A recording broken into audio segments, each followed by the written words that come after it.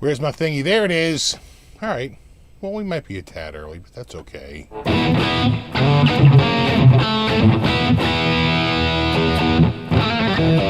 What's up, Strat? CPO? Indrek, Juan Blanco, you Allen. What's up, Wendell? No, you rock, buddy.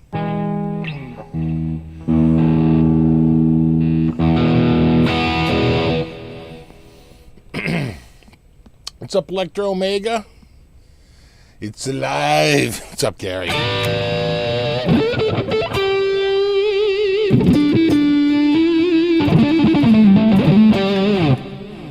Max Solo Music. What's up, buddy? It's morning for you. It's only 7 p.m. here for us. Steve Franklin, Daniel, Terry. We got Max and Tim Doog. Got Wilmar. We got Nelson. We has Mike gives himself. Where's the moonshine? I know, right? If I had moonshine, I guess I would put it in this. Let me go to flask cam. All right, you put it in there. Ye old bootlegger. Yeah, it's nice. You know, it's the little things. Oh, what's up, Kenny? What's up, Yeti?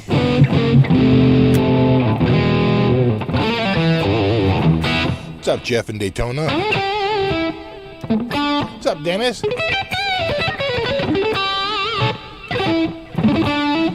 Yo, Daryl.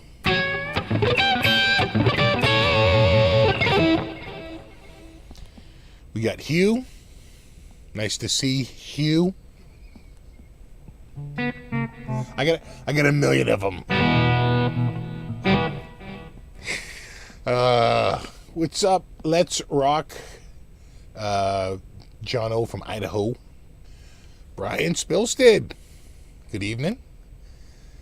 He says he always enjoys the live shows. Oh, that's I appreciate that. Nice bootlegger. I played in their booth at NAMM. Oh, nice. You know, I didn't get to see everyone at NAMM. I was only there 2 days. That was probably a good thing, seeing how this year turned out. 4 days at NAMM was probably not the best thing this particular year. I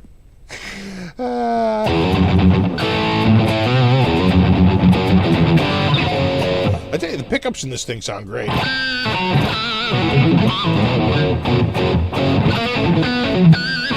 Max is coming to us from the future. He's already in Tomorrowland. What's up, Amanda? What's up, Strat Hippie? And TWF. Kenny Metal. Mr. 845. Milford. Nice. I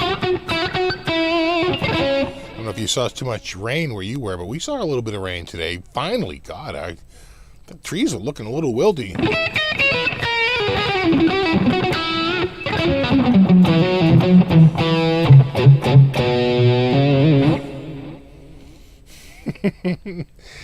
What's up, Green Meanie? Double R Guitar. Who else we have? Matt and Ellen. Possum Man? No, you rock. Strat Tom says, any cat news? Yeah, you know what? The cats are pretty damn awesome. The one that was like immediately friendly is still super friendly and just awesome, just really good. And the one that was like really skittish has really been coming out of her shell little by little. And they're just getting more and more comfortable, and it's been good. It's been really good. I think we're going to keep them in, though. There's been some debate about making them indoor-outdoor, and I think we've settled on just indoor only. You know, what's up, Fessler? Hey, what's up, Mark, representing Montreal? What kind of pickups are in the guitar? You know, that's a great question. Let me just quickly switch over to the Bootlegger guitar site. I got to think it's an in-house label. I don't see them branded. So I think it's just their humbuckers. Let's see. Does he have a name for them? Fingerboard. Ash body. Gloss black. Binding is white. Neck is maple. Set neck. C profile. Dual truss rod. Fingerboard is Brazilian rosemary? Is that real? What? I thought rosemary is an herb, kind of a small plant, but that might be in the translation. 22 frets, 24 3/4 scale. Let's see, what does it say here? Width at the first fret is 43 millimeters, 53 at the 12th fret, 20 millimeters thick at the first, 22 millimeters thick at the 12th. Nickel silver, frets, graphite, blah, radius 13. It's in here somewhere. We're getting there. Blah, blah, blah, blah, blah, blah, finish, blah, blah, blah, tuners, controls. Oh, electronics.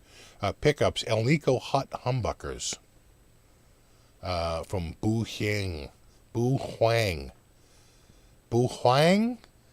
Precision Machinery in South Korea. So they're Korean made. Elnico Hots. They sound great. I think they sound pretty crisp. You know? Can't be Brazilian rosewood, right? Because that's totally not.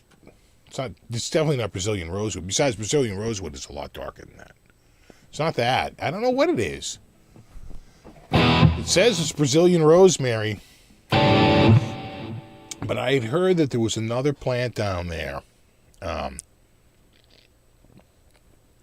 I heard that they were using it for wood, but it had another nickname, and I think it had even rosemary in the name. So maybe it's just a matter of the naming.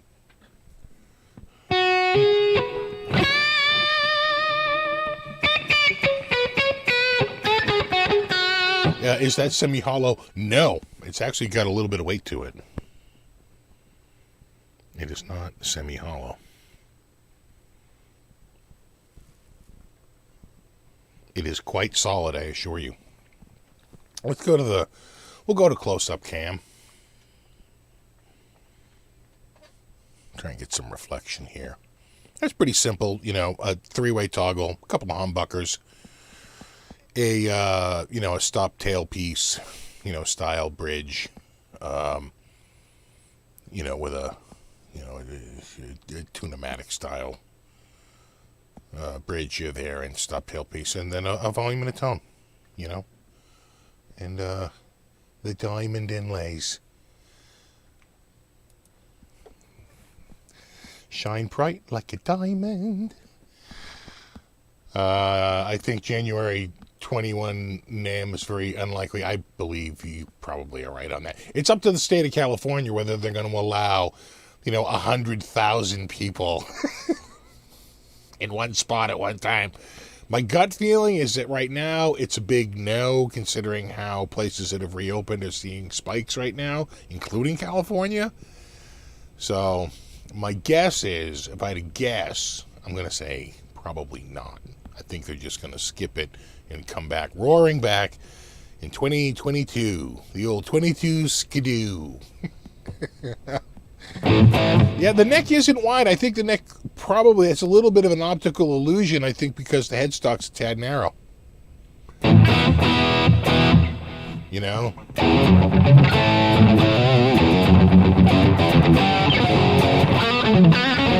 That's Rosemary's Baby wood. Exactly. It's tiny bit possessed, but it's under $600, so it's $550 with a hard case and a flask. I mean, come on, you're gonna have to take a little bit of demon possession to get that kind of bargain.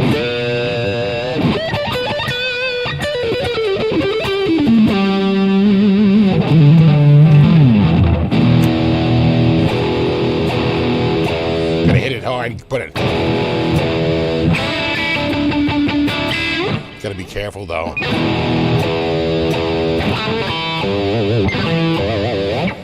So Ben Tom says rosemary is apparently also a wood. Interesting. I did not know that. It's not just a herb. Do you know of any local guitar manufacturers in Massachusetts? No. Padula, right? Was Padula Basses? I think that's the only one. It used to be Alan Carruth, but he moved to New Hampshire. He used to make acoustics. But he moved up to New Hampshire. Or Vermont, right? But some way cool, sort of like, out of the city, barn and, full wood shop and all that. I don't know. I don't know who makes guitars out of Massachusetts. An actual maker.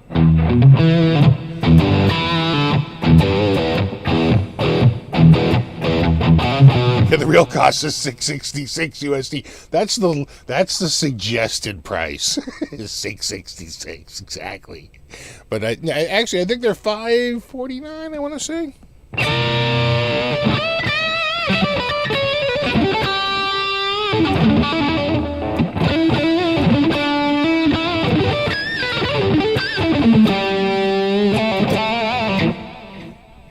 Yeah, no, it sounds good. The pickups sound really good, and I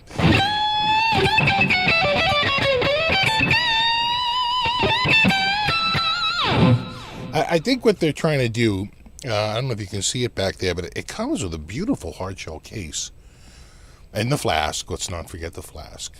And I think what what the brand is just trying to do is give you a little bit more of a high-end experience. There's very few guitars that come with a wooden hard case at a $550 price point. It's like pretty much non-existent.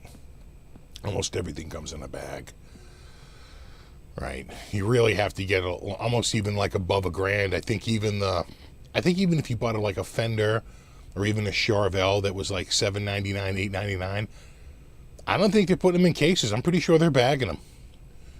So, it's just a way to set themselves apart.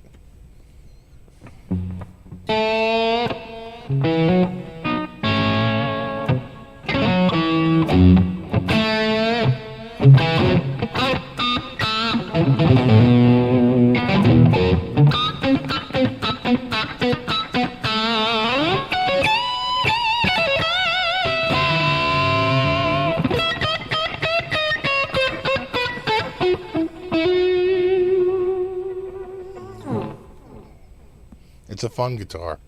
I very rarely like to play them live until I do the full review, but I've just had like the most ridiculous last 2 weeks trying to get a review done down here. It's just been one thing after another. This was just a very, very crazy week, and I'm going to be kind of a little crazy until July 1. So, there's that.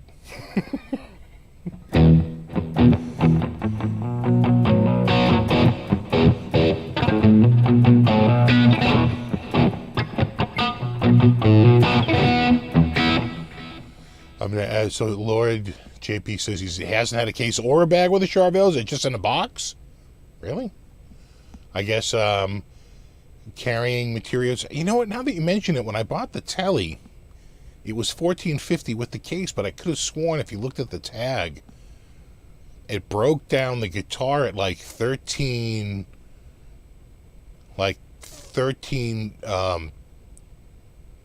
45 or something, and the case was like 104, and it worked out to like 1449. Pretty sure that's how it went. So I wonder if the case was optional, but I mean, who's going to buy a $1,500 guitar and not walk out with a hard shell case? That feels weird.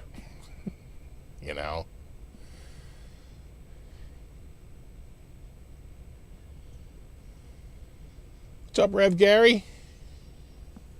Playing around on the Fender Mod Shop site? Yeah, that's a dangerous site. You can get a rosewood neck, solid rosewood neck. Not that I've looked. A lot. The Mod Shop. Yeah, that's a dangerous site because you can make it all custom just for you, choose your pickups and all that. Yeah, I mean, and I want to say that almost every option, no matter what you get, it's around $16.99, about $1,700, and then there's a few that will bump it up. But you can get a lot of different configurations and not go over the $16.99. What's up, Grell?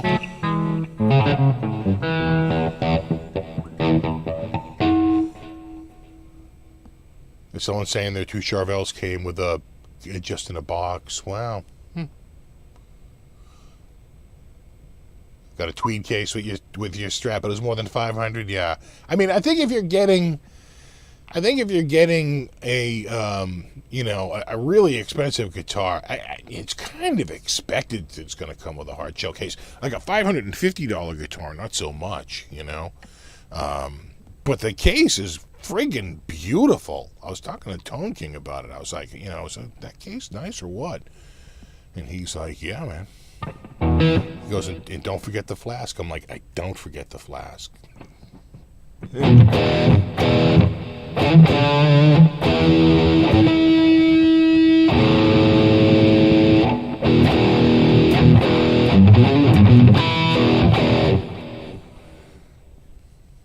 BC Rich guitars start at $1,400 USD. Really?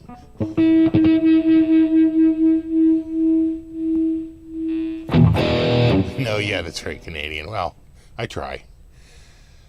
Is Krellbar here? Hello, Krellbar. ACDC, Jack. Oh, yeah. I gotta be careful, though.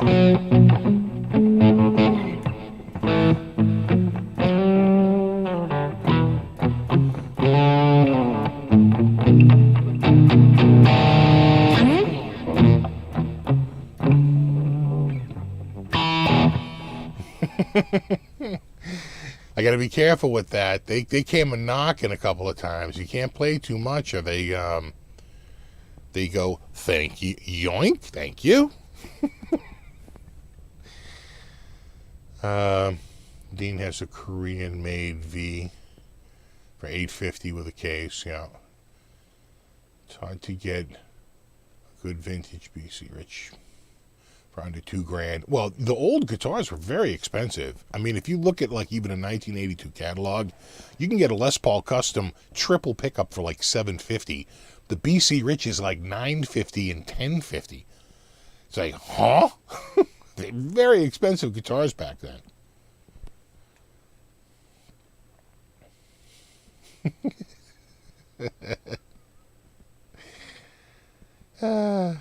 It's like the King of Queens episode with the flask. I don't know much about the flask episode, but, flasks are fun.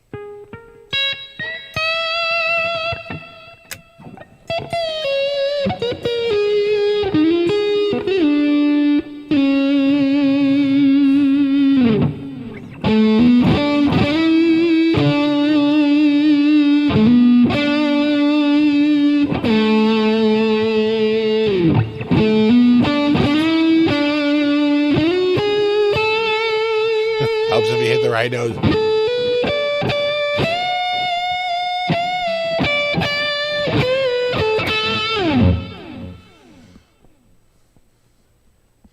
There are a lot of guys playing cover songs. Sure, but they probably make no money from it.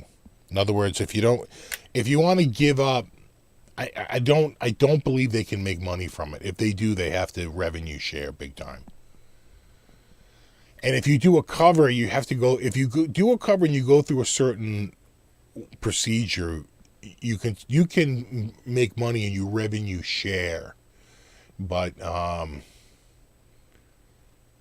it just depends on how much you play of it and whether or not you did the cover and you got permission before you did it. It's a lot of stuff. And don't forget, video synchronization rights are different from performance and cover rights, right? The ability to like cover the song, a compulsory cover license is very different from like video synchronization, right? It all gets very, very complicated. And trust me, YouTube airs on the side of whoever is the copyright holder who makes the claim. Almost always.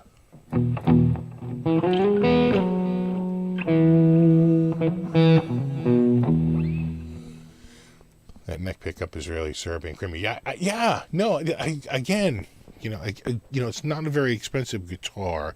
I think it's a combination of it's got some weight to it, some girth to it, and the pickups, put good pickups in a guitar. That's like 90% of your battle right there, right?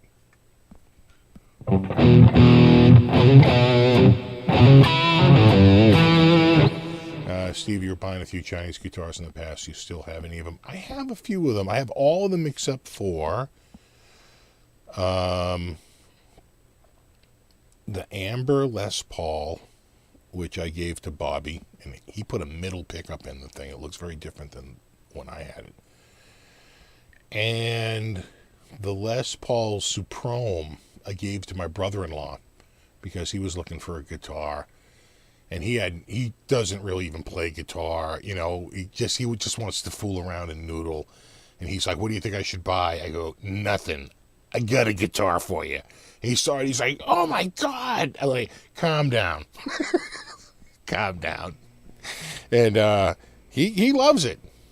And he even had an amp, which I was like, you want an amp too? And he's like, no, I actually have an amp. I was like, huh? He goes, yeah, I just need a guitar. I'm like, well, there you go.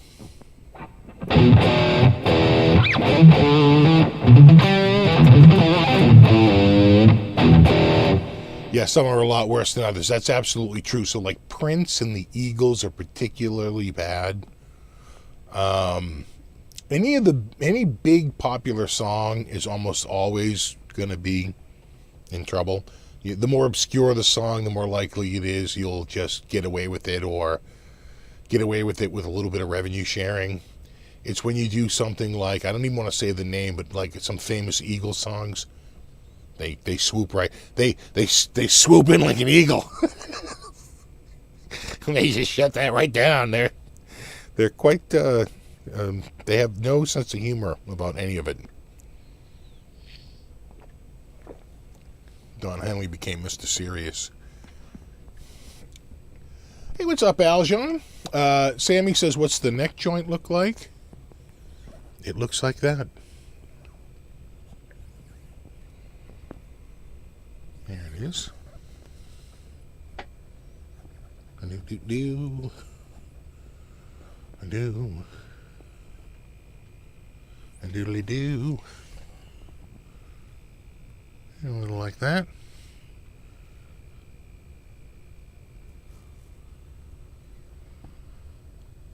And there you go. Yeah, this weighs a bit. I'm gonna say that this would give the LPC a run. This is gonna be this is north of 8, that's for sure.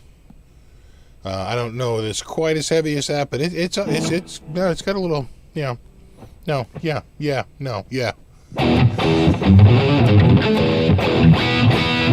What's the first song you ever learned outside of like the Mel Bay book? That's a good question. I'm gonna say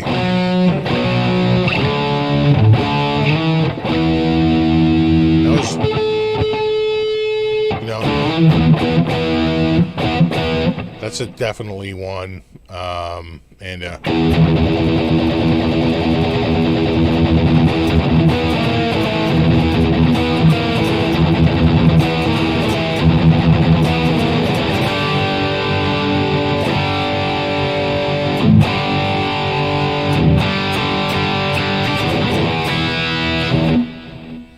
That one. That's a good one. Steve, how is the Boss practice amp? My little Katana Mini, I freaking love it. That little Katana Mini, I tell you, especially with the LPC, sounds real good. With my Strat Custom, it sounds really good. I like that amp. It's the little Katana Mini. And I finally unboxed the other one. I can't unbox it until I have the camera ready because I have to shoot the friggin' unboxing. You know how that goes. Right? Everybody knows that. You can't open a box unless there's a camera on. I mean, that's just the way the world works. But yeah, that sounds amazing too. Yeah, I like Katanas. I think they sound good.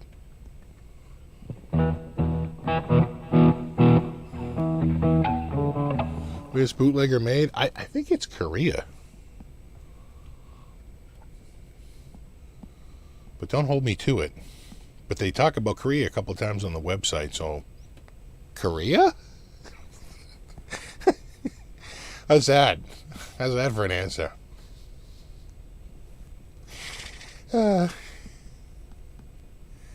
First song was Black Sabbath. Yeah, I probably learned that one pretty early on, too. And, you know, I tell you,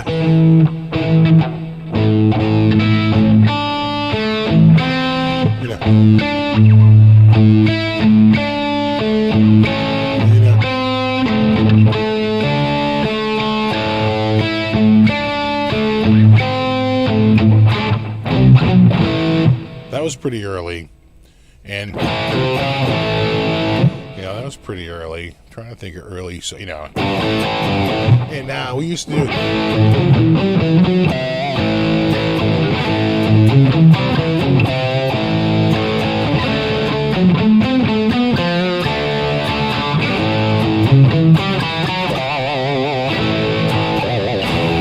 That's the Zakk Wylde version.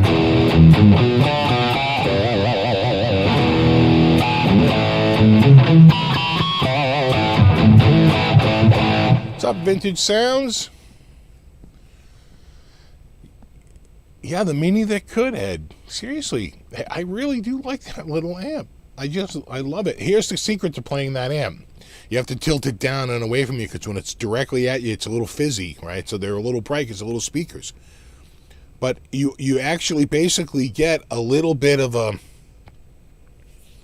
Like, it's a change in how the speaker sounds by reflecting it off a surface. So I just face it down on my desk, and I have it up on two little stilts and face it down. And that way, quite frankly, the keyboard, the controls are facing me too. It's a win-win. And I swear to God, it sounds better when it's tilted down to the ground like that a little bit. It wouldn't even hurt to put like something under there, like a towel, right, instead of a flat surface, which is just going to reflect those waves back. You want something that's going to absorb those waves a little bit. Almost acts like a little bit of a low-pass filter. Boom.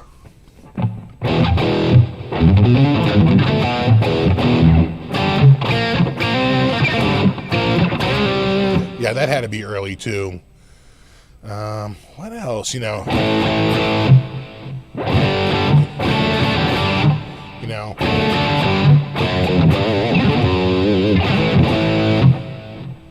Thoughts on Performance Series HSS? I played the Performance Series. I'm trying to remember the Performance Series.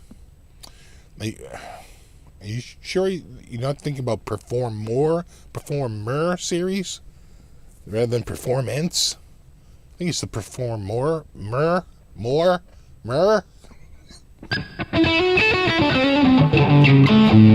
Something like that.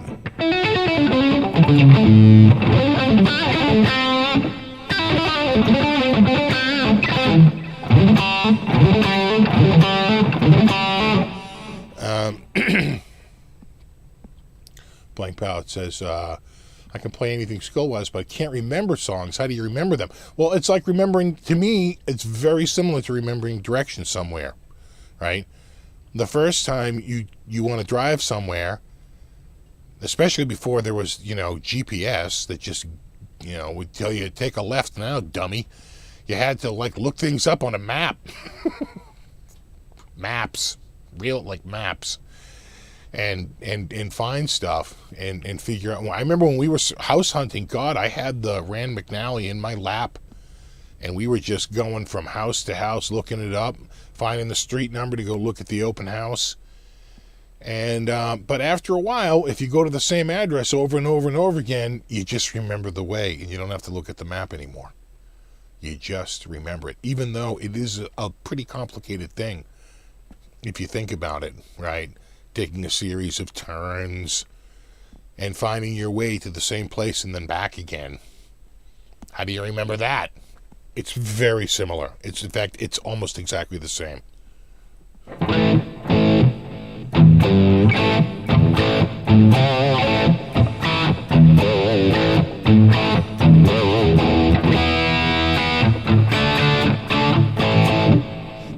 there's not anything missing. It's just a matte. See, it's just a matte finish there. Yeah, I don't know what happened there. Yeah, I see that too. It's like they polished the fretboard and like there's a little chunk there that didn't, or maybe they oiled it or something and some oil got on there. But I'm not restringing it.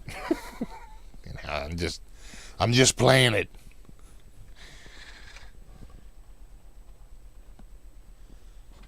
You know? But yeah. No, I did. I see that. It's like one area that's like the rest is shiny and that one little spot's matte. I don't know. It's a birthmark.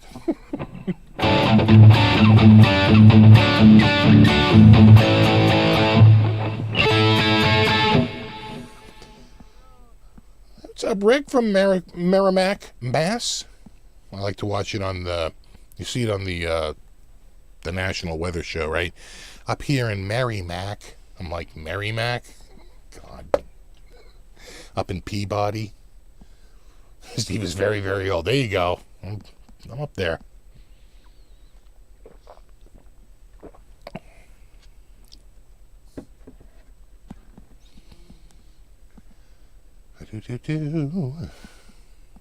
Yeah, that's a pre-relic. That's gonna cost you.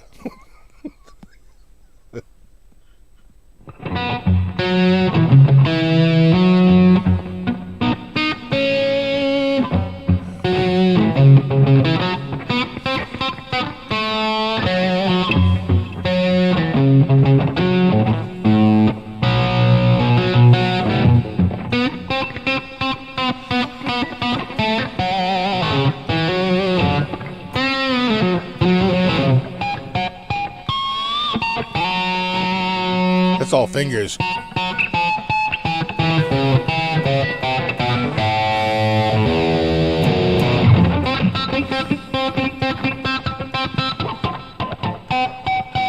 Yeah, that's right. Pinch harmonics with my fingers. I'll do it. Peabody. Or Quincy. Up in Quincy. Don't make me come over there. Dorchester.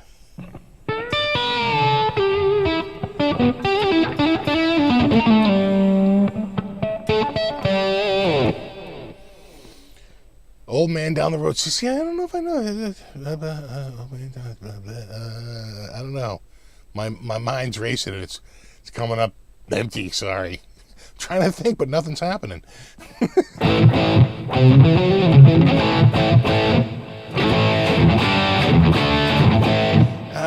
Can you play any Rainbow? I don't think so.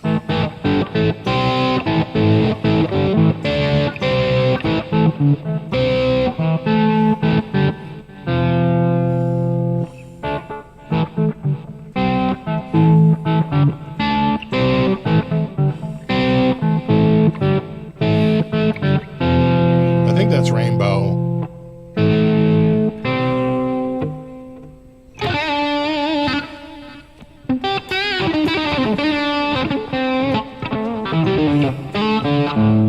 I'm trying to play with my hands a little bit more because they're slowing down, and I find the more I use them, the more I warm them up a little bit.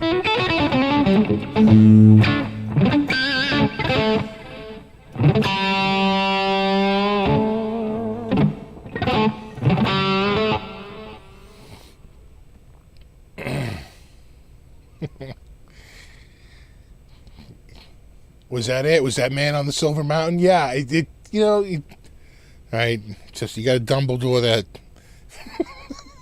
So I've been watching a lot of Harry Potter lately. Steve on TH2, do you unmaster a live setting every time? My THU is constantly set to live, and it's for one reason only. Because I do not want it to ask me if I want to save my changes when I move away to another patch. I don't. I want it in live mode so I can mess with it and get my sound. And when I move away, I know when I go back, it's going to be the sound I showed up with. I don't want it to save the mods, and I don't want to be harassed every time I move away. They tell me to save the mods. So whenever I'm on THU, My standard operating procedure for that piece of software is live mode.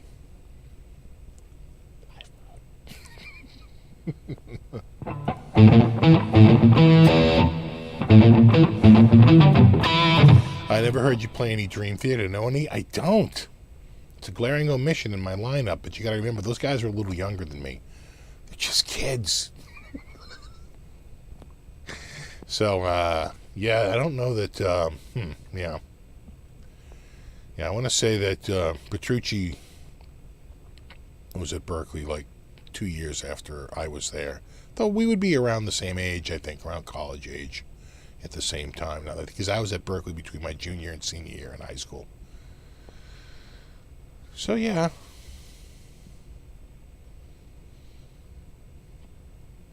Could have, but I don't know, for whatever reason.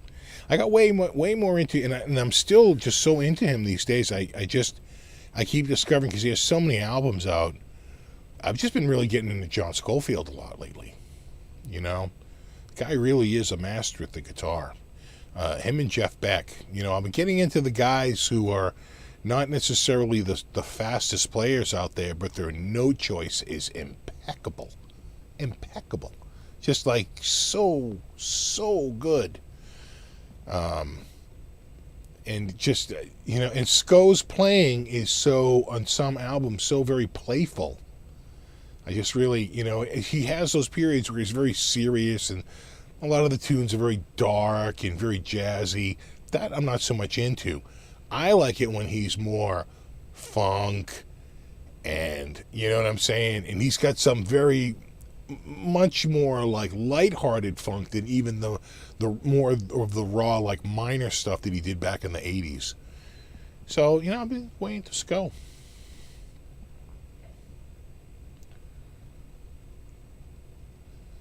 Oh, Molly Hatchet. Do I know a single? God,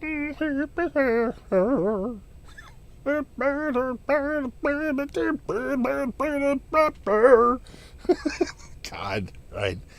That guy's singing. Molly Hatchet. Oh my God. What a band. Molly Hatchet. Yeah. They had Flirting with Disaster. Did they have another hit other than that? That's the one I really remember. Yeah, Andy Timmons, too. Andy Timmons is a really good player. I could listen to him all day. Yeah, BC Rich, yeah, a little bit. A little bit.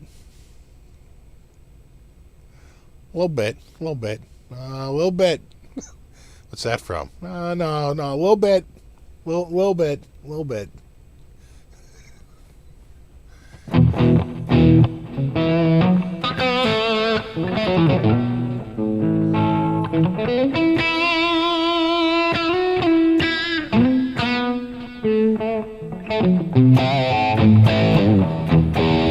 How would you compare your Overloud TH to the Boss GT1000? Well, they're very different in sound. And, and I think the GT, quite frankly, is better in front of just a really nice, clean tube amp. I think it sounds amazing. Like in front of the Grandmaster 40 on clean mode. Sounds really good. Or into, like, the Panama, like that super clean tweed amp I have. That they have there. It's like the Marauder. Again, it's basically like a super tweed from back in the, whatever. And that sounds really good with it,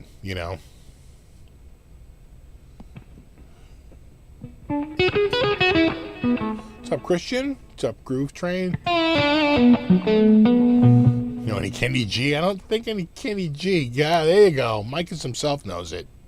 There you go.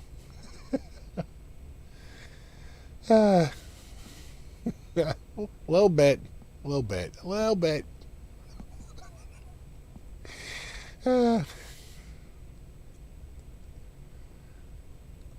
Too funny.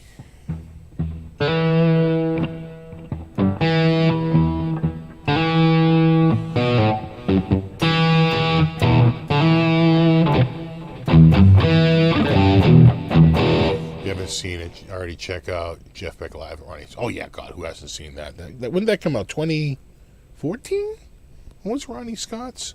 I feel like it might even been earlier. Like it was like 2011 or something. When was the Ronnie Scott's thing? And I'm pretty sure, definitely Robert Plant is in the audience. Was Paige in the audience too? Right? And Tal Winkelfeld on bass. And is it Vinny Colaiuta on drums? Who did he have on drums?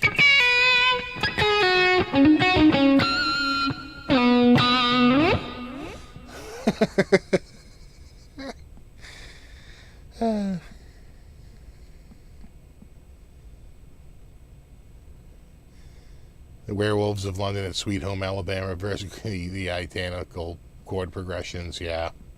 Well, you know what? You can have identical chord progressions. It's all about melody. It's all about the melody. What's up, R2, R3? How are you?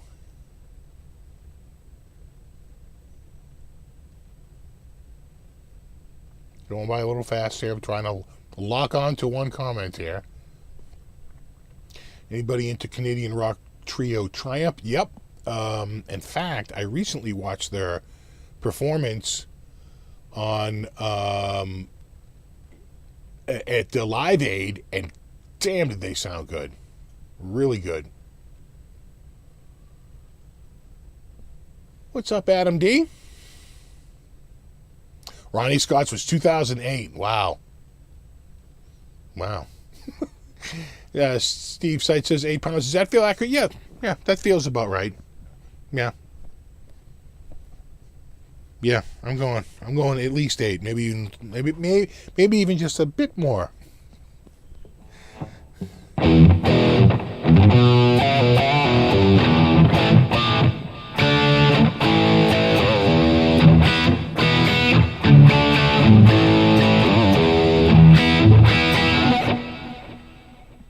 What's up, Dan of J? Dan of NJ? Steve, have you ever played a Katana Artist? No, I'd like to check out the flagship Katana. You know, I think the 100 is sort of the sweet spot, right? Because you get all the features. But it's, I think, $399, maybe even $299. So that seems to be sort of the sweet spot versus the 50 watt or even the 212 100 watt. You need to play PRS guitar so they can start sending them to you. I agree. Send me a guitar, PRS, please. It doesn't have to be anything special. Just send over, any of the core models. Okay, maybe a CE. Actually, there's a CE that shows up on Guitar Center used every once in a while. I swear to God, this guitar has been listed up there like 3 or 4 times over the past year. Probably has a huge red flag on it, but I don't know.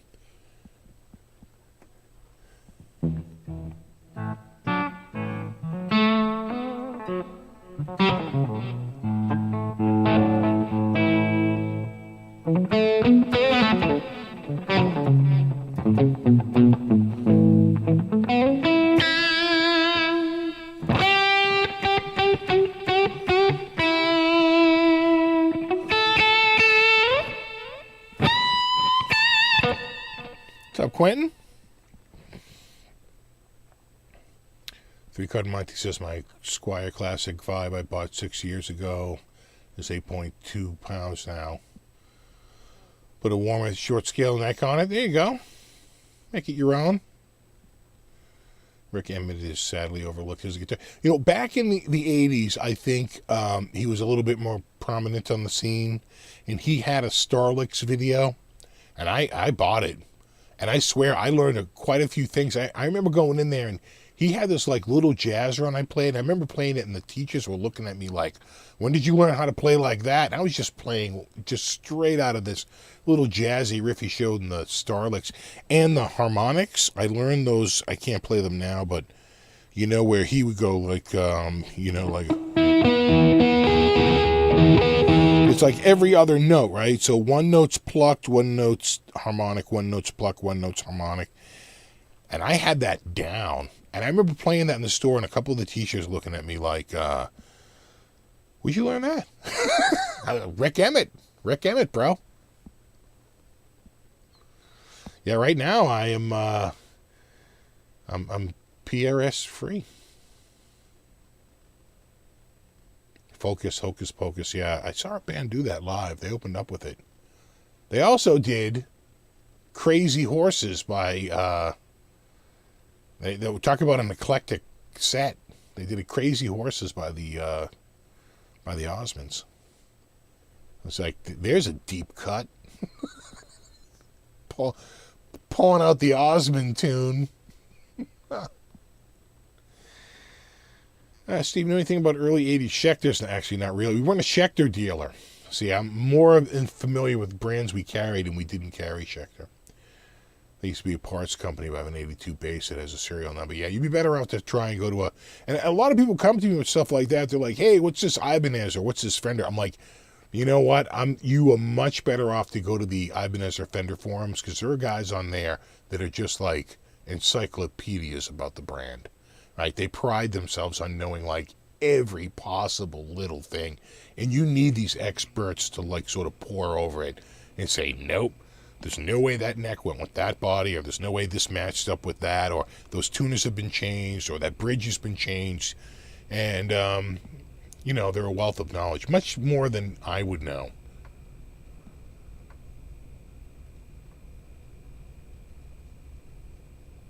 Steve, I'm close to having enough for either a Sterling by Music Man or a Squier Contemporary Strat. Which is the better option? Well, they're so different. First of all, that Sterling is going to have a much flatter fingerboard, I'm pretty sure, versus the Squier. It's going to have a little bit more curve to the fingerboard. I would just play them and see which one you can pretty much try them out, if you have the ability to do that. I don't know if you have to order them online and have it shipped to you, but I think quality-wise, they're going to be similar. I don't think you're going to take a huge performance hit going either way. I think they're going to be similarly situated in terms of quality. It just depends on what you like. And that's harder. Going a little fast. I'm trying to... What's up, Guitar Journey? It's been a while. Hope you are well.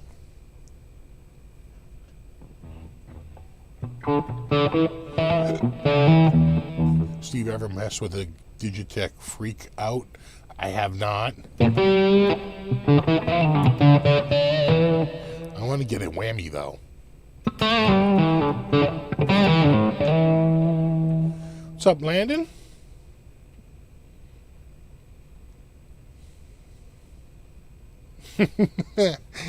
All right, Graham. Deal.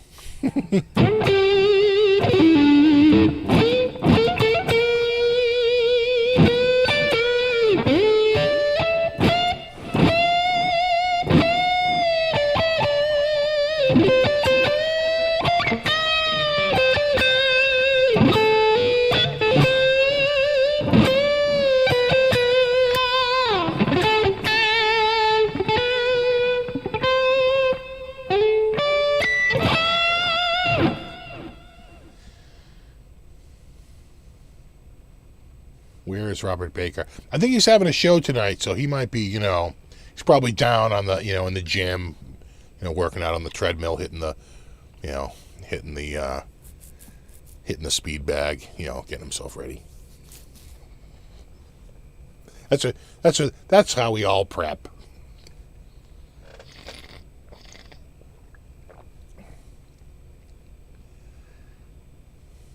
Have you ever tried an ADA MP2 processor?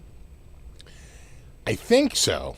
It might have been the MP1 though. I'm trying to think, what was the one way back in the 80s that everybody had, that we were an ADA dealer? I'm pretty sure we had those. Was it the MP2? Was that, it was 2 for 2 channel?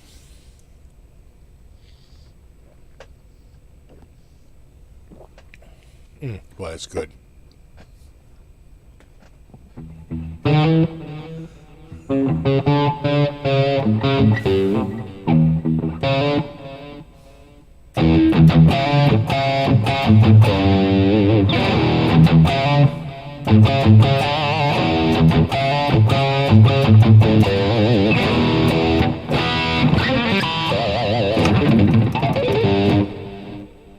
Yeah, maybe I'm thinking of the MP1.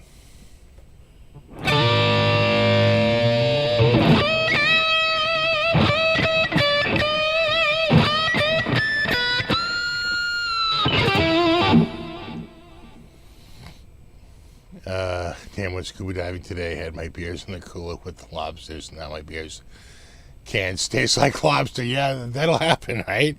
I heard lobster prices are going down because restaurants have been closed.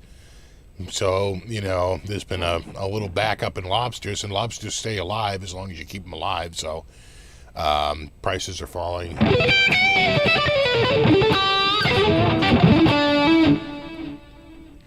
Oh, thanks, Steve. Charvel Pro Mod Demas Style 1. Okay, right? The HH. Floyd Rose for $8.99. It's just a decent price. It's not a bad price. Okay, that is the normal price for it. Especially if it's brand new. If it's brand new, that is the normal price. Used, that sounds about what they go for new. Used, that might be a little high. But if it's, as long as it's new or damn near close to new, that's about what they go for.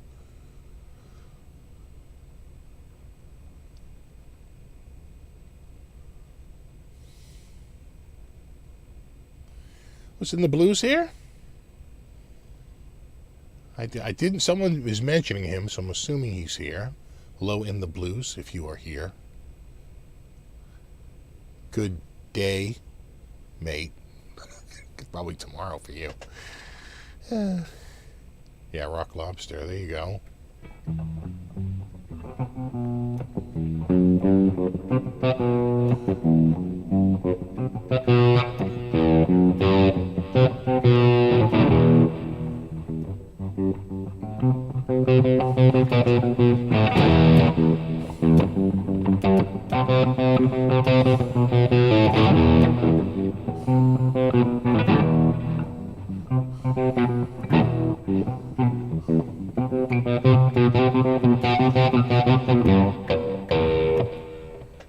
Oh, there he is. Snap. Damn tasty sea crustaceans. Yeah, they're basically sea bugs, but that's okay. They're tasty bugs. They're tasty sea bugs. I picked up my new Charvel San Dimas Type 1 HS for $500 a few years ago. That's a really good price. That sounds like a Black Friday price. It would be brand new, yeah. If it's brand new, that is what they go for. That pretty much is probably MAP, which is the minimum advertised price. They can't advertise them for lower than that. I'm lacking Z camera in Z. Hold on. I'm going to bring that back up. You still working there, kid? I think so.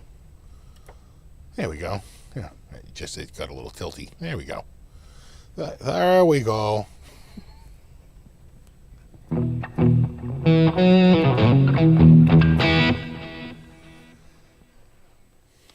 I met Fred. I teched for the B-52s at UMass. Oh, that's awesome. Yeah, the secret to the B-52s was that guitar player's unorthodox guitar playing style and stringing of the instrument. He really had a sound that really other guitar players couldn't get, because he would put like thicker strings and almost have like a baritone. He sort of subbed as the bass player.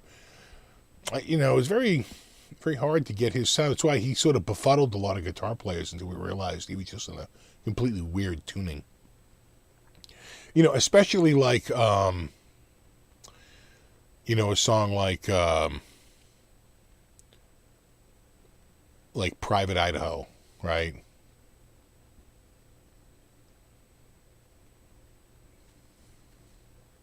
And Dance This Mess Around. Oh, God, that's another great song.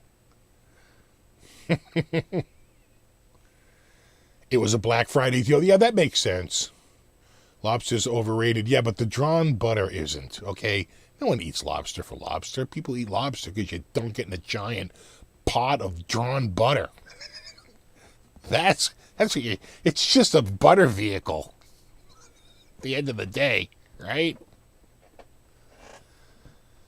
I'm late to the show. Did you drink from the flask? No, I've been working off this cup, but sadly it's finished.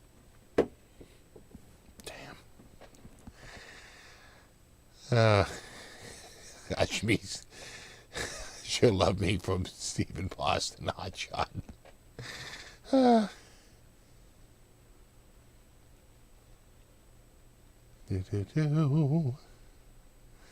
Yeah, someone brings up a good point there in the blues, Shane. How's the new original Strat working for you there? The necks on those, I think, they're a thicker. They're like although you got the 50s. Is yours a thick V? Are they thick C and thick V on those? I think, right? They're a little bit beefier, like vintage style necks. What's up, Kiss Eric Carr in Sweden?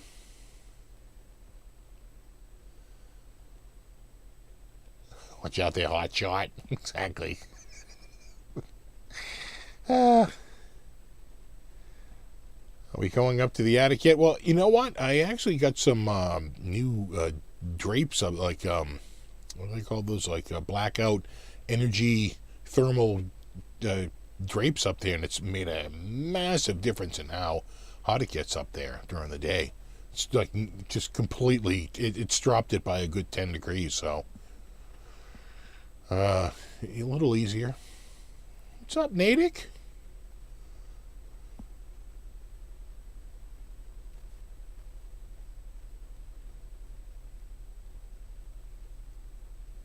Lobster and crabs are used for inmates in prison because people thought of them as large bugs and didn't want to eat them. Yeah. 3-Card Monty says the 50s necks are fatter than the 60s necks on the original series. Yeah, that would make sense. The 50s would be a little thicker. I think that tends to be a trend, right? That 50s had thicker necks than 60s guitars, just in general.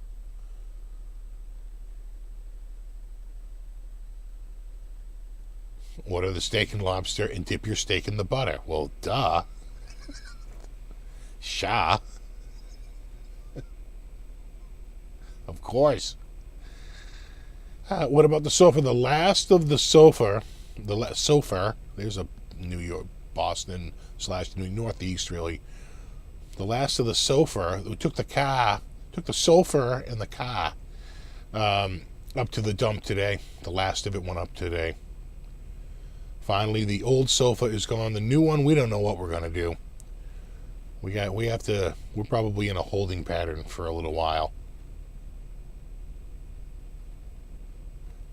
So, Bootlegger, does it have a smuggler pickguard route? I hope so. Stick your weed in there.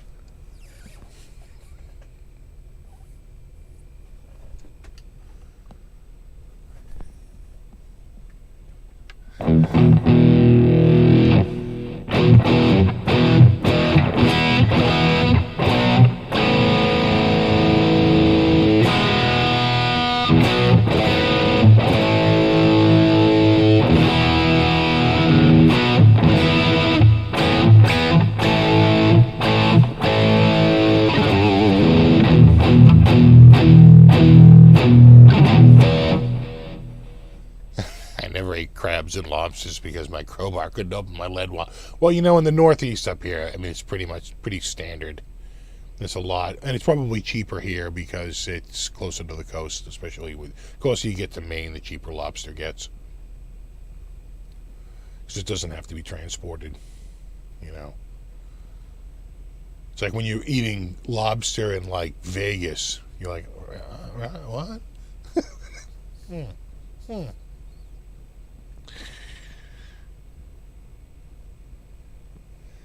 How come you don't have the Boston accent? I don't know. I went to college. That'll do it.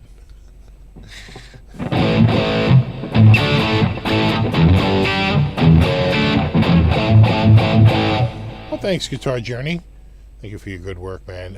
Is there any new artists or bands that has inspired you in the past 2 or 3 years? And what do you do to get out of a musical rut? Cheers. Well, checking out new music will help you get out of a rut. You know, I think he's, at the very least, he gets sort of inspired by it. You know, like I said, I've been rediscovering a lot of Schofield lately, but I'm trying to think of who's come out recently. And it's funny because someone said that, and I was like, oh, I couldn't think of anyone. Then later on, I was like, oh my God, what about this? And I was like, Durr, and I couldn't remember it. Now I can't remember it again. I'm trying to think of who's been out recently that I've been, other than like Steel Panther, which is pretty obvious, you know. You know, I don't know. There has been, like, I do like the new Greg Koch record, the Koch Marshall Trio. Yeah, but there was someone else, and I've been listening to it, and I've been like, that was your answer. And now I can't even think of it. Oh no, I know Jeff Loomis. Someone says check out Jeff Loomis. No, I am aware of the Loomis.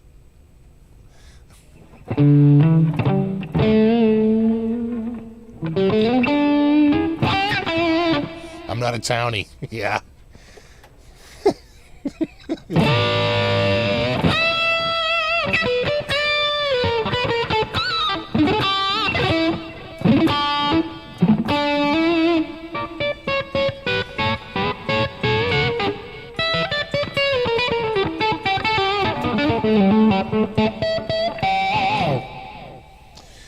Trying to think though, there was someone recently, and I was just like, oh God, what was it?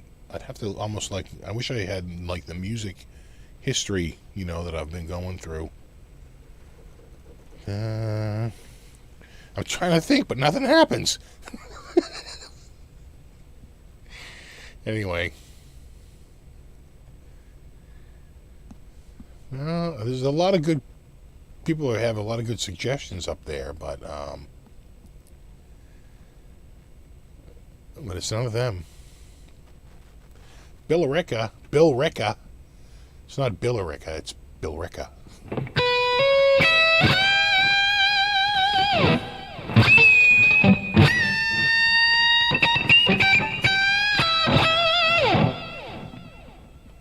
Where it's at, what's that part of Bill Recca? Is it something Pines? Pine Woods? I forget now.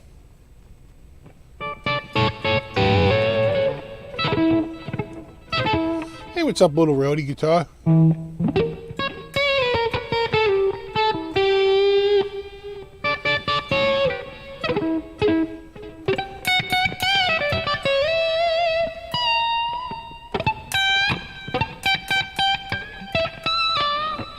What's your favorite tuning to play in?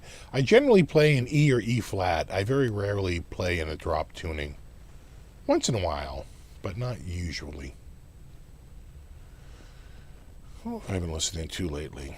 Duke Levine. Look Duke Levine up. Really good guitar player. God, this is going to haunt me.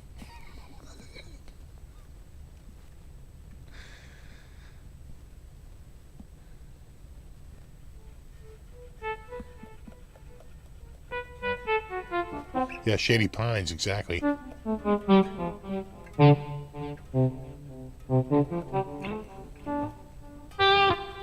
Oh, thanks for hanging out, Rev Gary Rocker.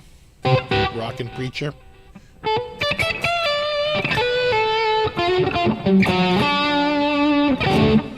Have a good one. Ever heard of Lenny Brow? Of course. I know Lenny Brow.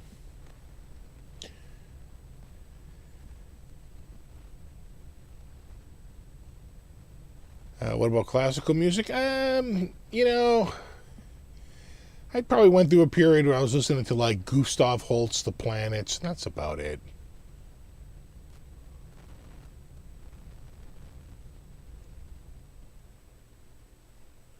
Steve, ever try a Sustainiac? Yeah.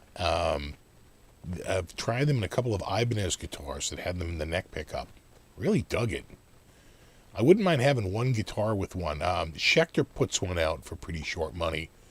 You can get them used maybe about $6 or $6.50, somewhere around there if you can find one. They're cheaper if it doesn't have the Sustainiac in it. But if it has the Sustainiac in it, they generally get about, even on the used market, like $650. The Ibanez is more money, because I think they put it in a Joe Satriani, which is going to be like $1,500 used.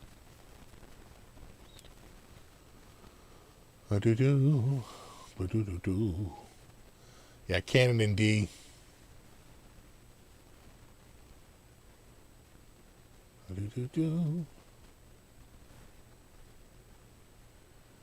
I did a double take yesterday in the car when the radio played Stevie Ray Vaughan. Yeah, you know, he's still out there.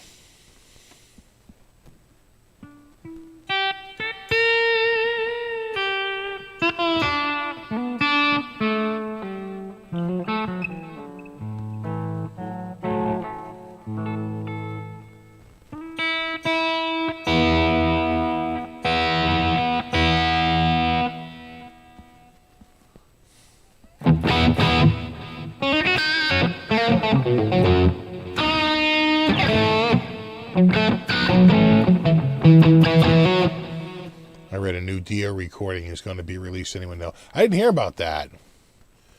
I'm assuming it's like just old stuff, and maybe they'll re-record the, you know, the tracks to go along with it.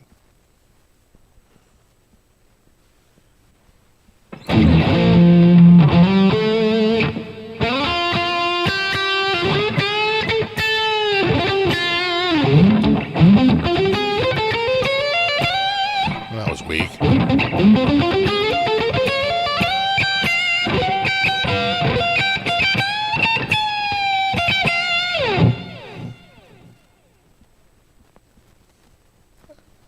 The 60s Strat Fund. Oh, thanks in the blues. Much appreciated, man. Yeah, I think if I was going to go with one, I would go with the 60s over the 50s. I like the rosewood board and the 3-ply fingerboard, pickguard. You know, it's a look. It's a look.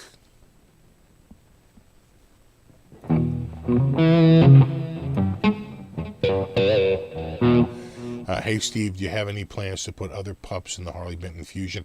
Yeah, you know what? In fact, I think I even have some pups laying around here I could use. Because I pulled them out of guitars before I got rid of the guitar and switched them out with something. So I might have a Duncan around here that I could stick in there. And just to see what happens, right? To see, you know, what if I change out those pickups with like a JB and a Jazz, you know. It's like, because the guitar plays great. I really do like that Harley Benton, and it's got a really nice feeling neck on it, and it's all rolled and everything. It's beautiful feeling guitar.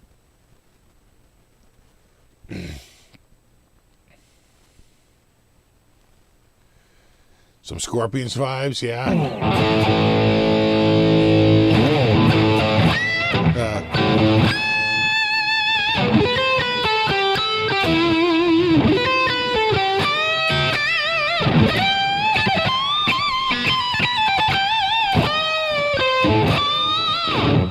Something like that.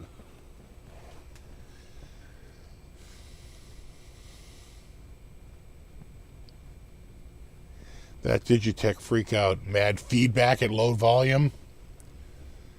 Oh, is it one of those like feedback instigators or feedback simulators? Because some just, you know, some instigate feedback by pushing frequencies, and I think other ones are just, they somehow just instantly feedback.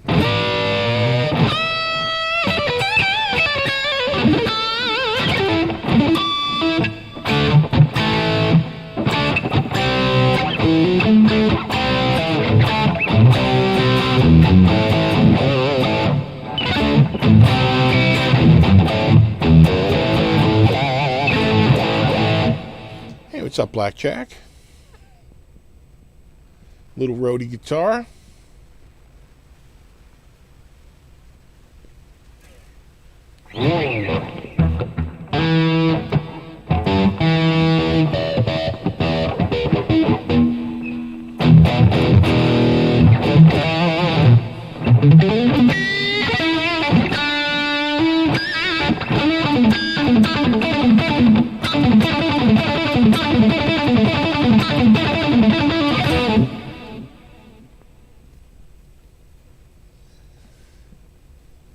Do you like electric guitars and orchestras? I have a friend who plays electric guitar in the Boston Pops, but generally only if it's Yngwie.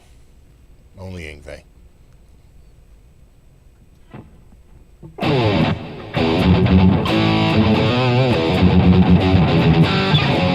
What's up, Eddie?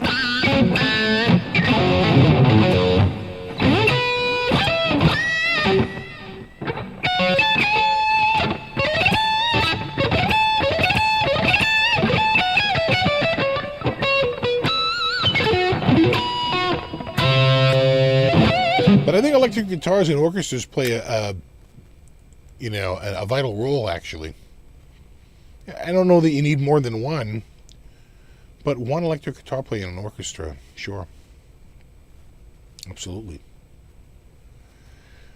Have you tried the Fender HM Strats? Well, I tried the old ones back in the 80s, and I didn't care for them because they had a very wide neck back then. It was sort of a thing. The new ones I don't think are quite as wide as the old ones. I think it's closer, if not identical, to the Charvel neck. And if that's true, I'm sure I would like the new one. I just haven't tried one out yet. But, it's the flatter radius and the natural wood finish and, all the normal stuff that you get with a heavy metal neck on the heavy metal Strat. But the old ones from the 80s, they were particularly wide. I just wasn't a fan. In fact, I could have got one for really short money in black. They had it out at the Natick store. They had it for $3.99 for the longest time, and it dropped to $2.99. And when I drove out there, I said, I'm buying that. And I got out there, I was like, oh, jeez. Oh, I really don't like this neck. Then I was like, do I really want to part with $300 for this guitar? I probably could have flipped it and made $200 on it. But that sat up there on the shelf for $3.99 nationwide for months and didn't sell. So maybe not. I don't know. And I didn't want to deal with it, so I just wound up walking.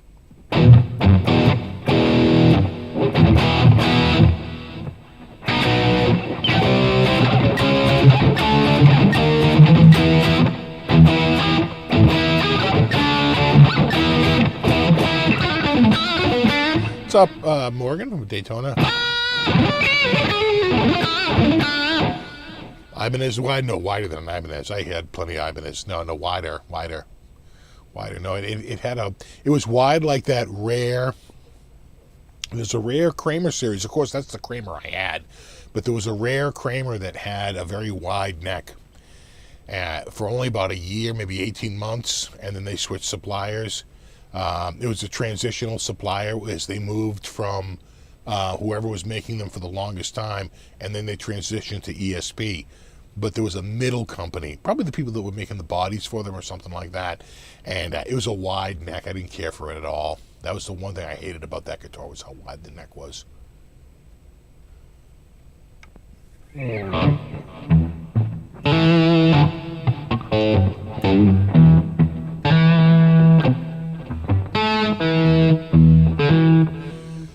the Blue says, what is this guitar you have, Steve? I missed the start. What you're looking at here, Shane, is it's a Bootlegger Rye by Bootlegger Guitars. Ashwood body with a maple neck and a Brazilian rosemary fretboard, whatever the hell that is. 3 on the side headstock and a couple of humbuckers. Your standard volume in your tone. And there you go. I just think the pickups sound good in it.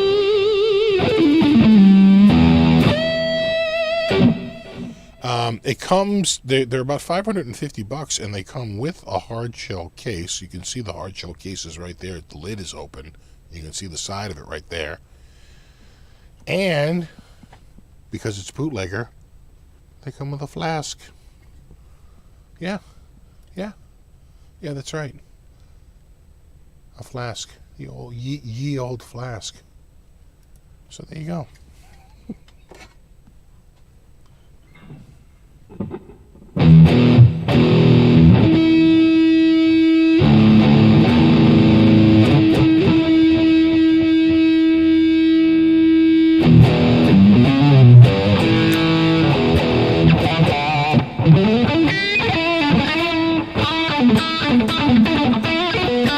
Yeah, right. B. Polsky, rosemary. I know that's what's listed.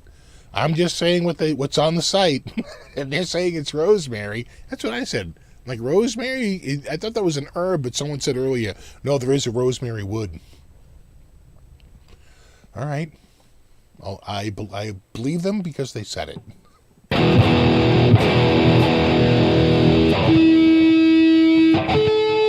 Feel like.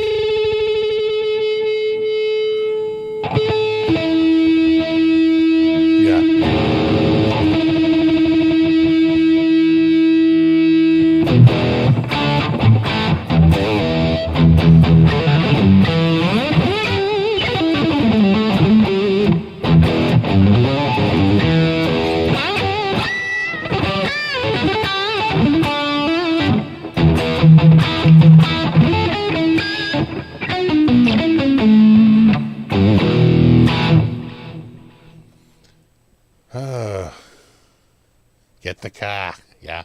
Seems to lose tune rather. First loses with one and seems is with two E's. God damn it. Don't make me come over there.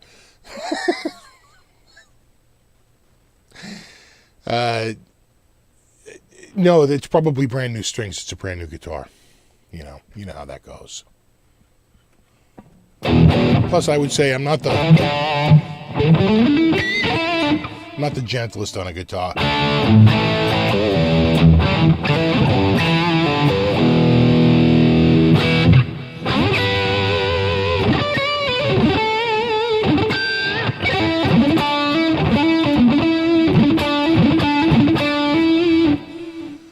Jax has just tuned in and noticed that the guitar is a fuller tone than what I hear from you instead of using a different amp. No, it's just a different guitar than I normally use. We got this bootlegger guitar here. The pickups, again, 99% of your tone is going to come from a decent set of pickups.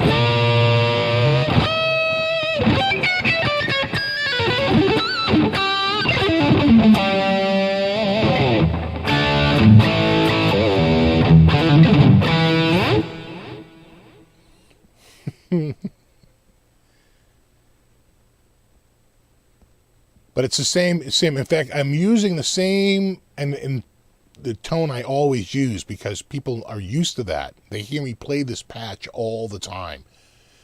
And when I stray from it, people are like, "Oh, you sound different this week." So I tend to stick with it because people are just used to it.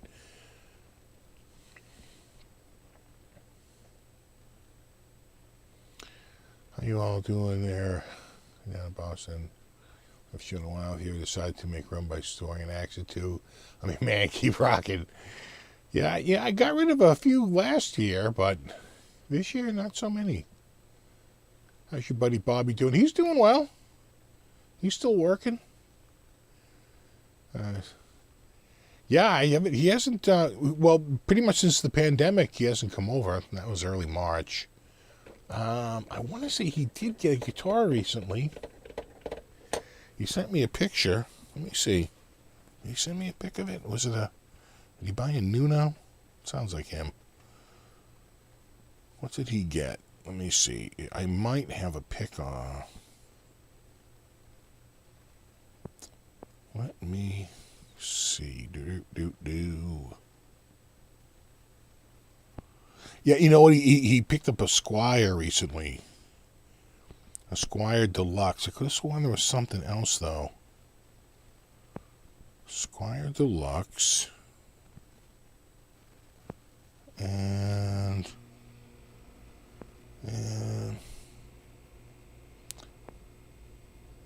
that's a contemporary strap, but I already had that here. Oh. Charvel. I think you bought a Charvel. Buy a Charvel? You might have bought a Charvel.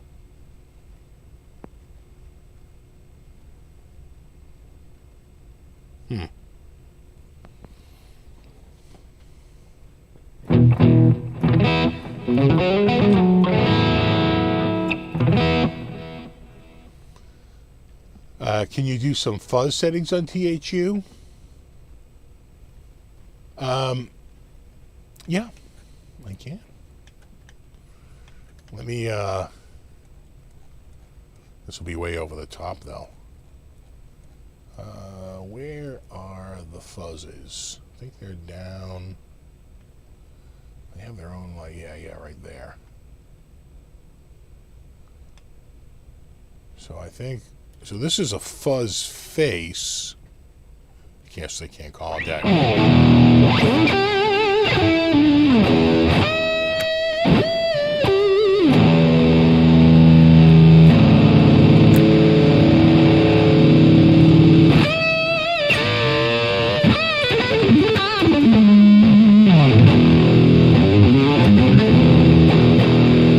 It sounds more like a distortion.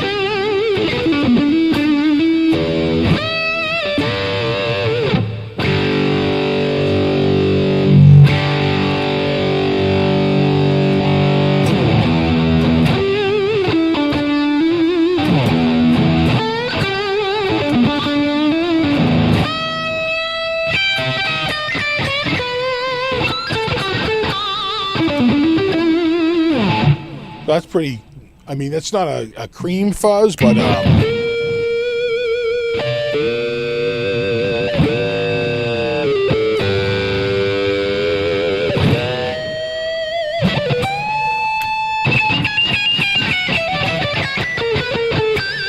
see, that doesn't sound like a fuzz right there, you know. Too bright.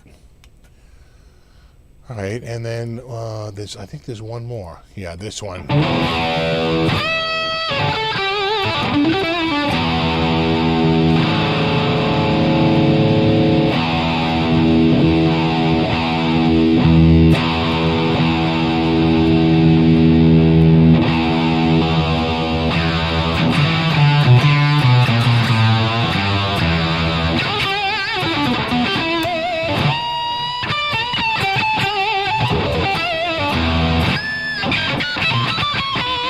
So that's got to be an octave. And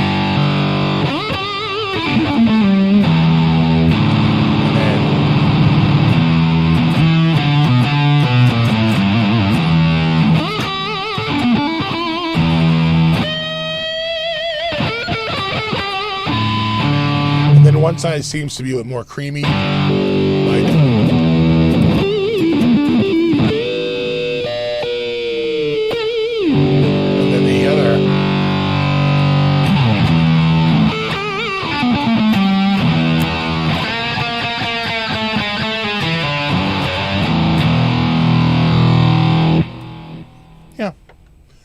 So those are the fuzzes.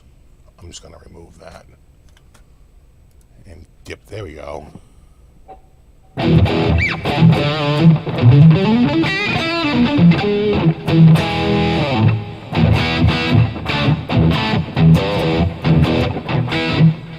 Anyway, my coffee's gone. Hold on.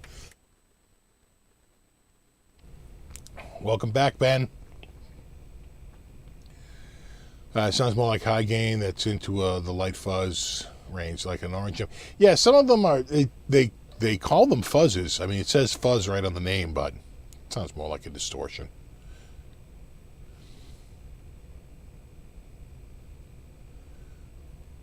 Oh, thanks, Mitch. Mitch says you always have some of the best sounds. Appreciate that. The white Epiphone gets more comments than me. I know, right? Jesus. See if you can pay attention. If you can pay attention, guys. This way. This way.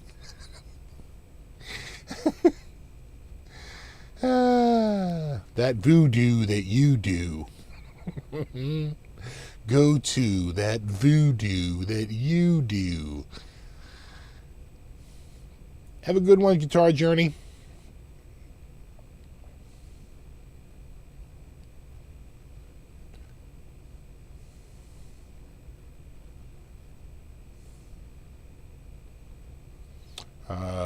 B. Polsky says, I see on the Bootlegger site that they make pedals too. I didn't know that.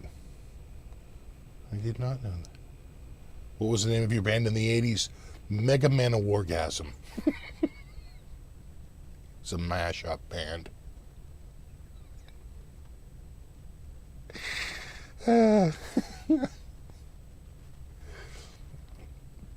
No, let's see. Did I... What? I think if we had any names. I think I was in a band called like Prisoner or something like that, but that was really early, like high school. You know, I don't think I was in a band in college. Maybe one. Not really.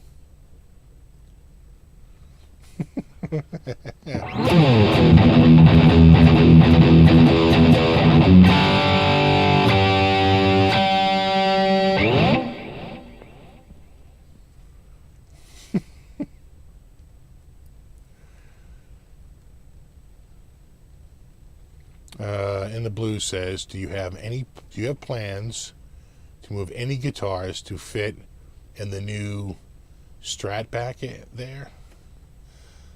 This one here?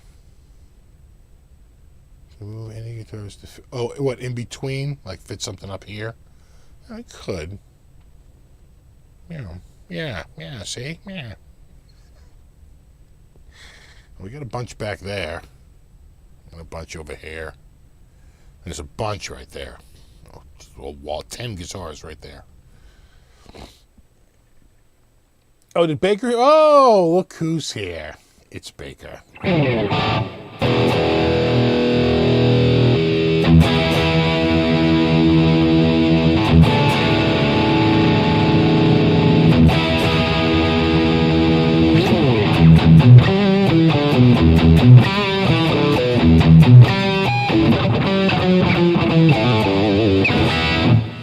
Any videos of your old band? We actually did have a video.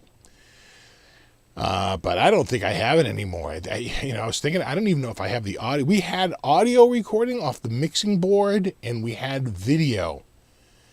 And that was like 1988, 87, 88. And boy, do I regret not having that. Yeah, I'll bet that was good. We, I think we open up with...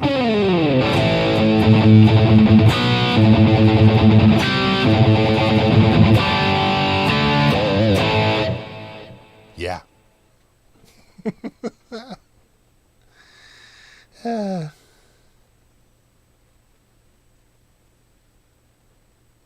60s Strat, man. Oh, that's a 70s Strat. I'd have to get my 50s Strat. And then right in the middle, you're saying put a 60s Strat? Is that what you're saying?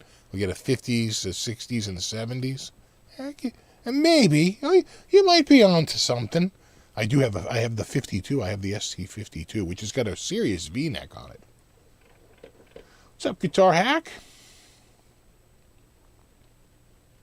Yep, the Robert Baker intro. I didn't have a mullet, not really.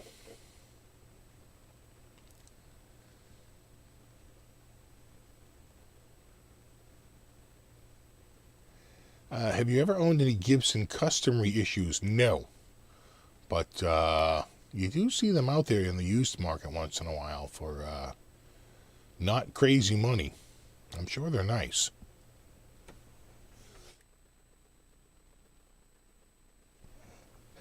'88 graduation pick with the mullet. No, I graduated in '85. So, brother, any tips on getting a good mix on using a Hughes and Kettner GM40 red box out into an Apollo Twin?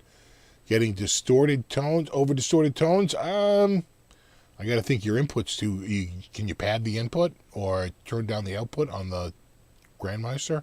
I got to think that's what it is, right? You're probably getting a little bit too hot a feed. It's the only thing that's what's coming to mind.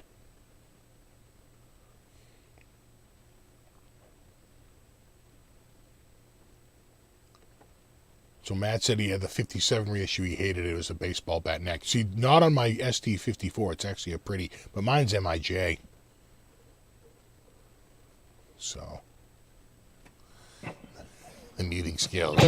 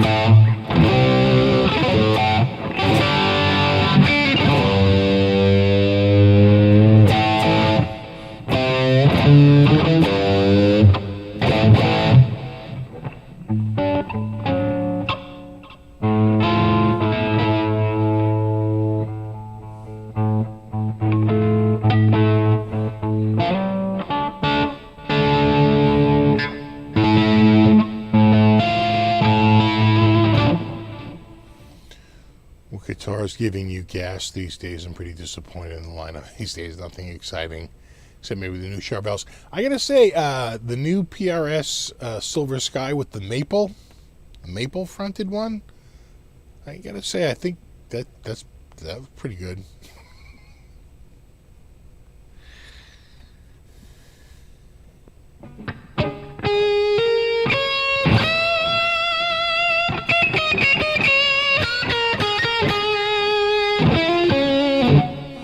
This is a Bootlegger rye. Yo, rye. I think it's been sounding pretty good tonight. I think the general consensus is that it's been sounding pretty good.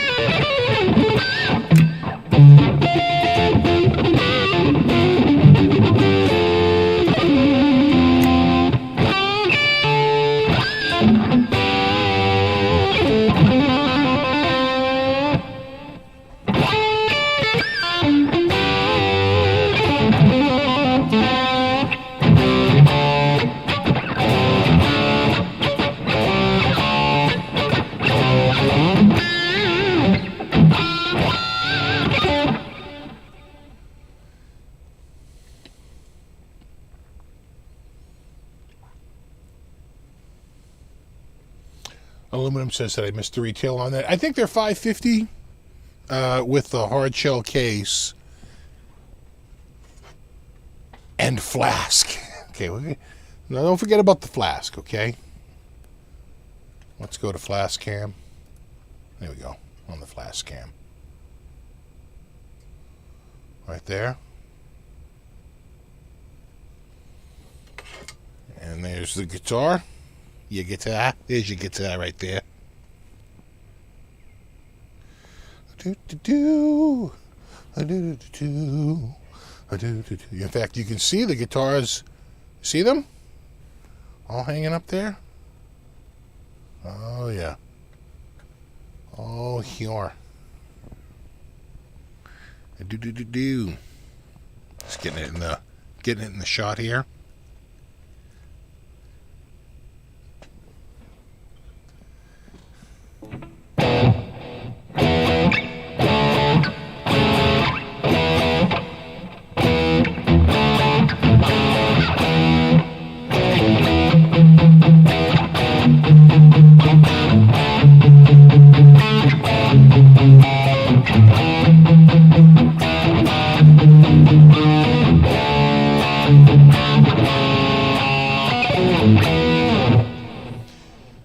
Guitar Set Hack says, are those EMG pups? No, they're in-house pups. They're like they're made by this Korean factory. They're like Boo Hwang. They sound good though. I think they've been sounding good. Pretty good. Right.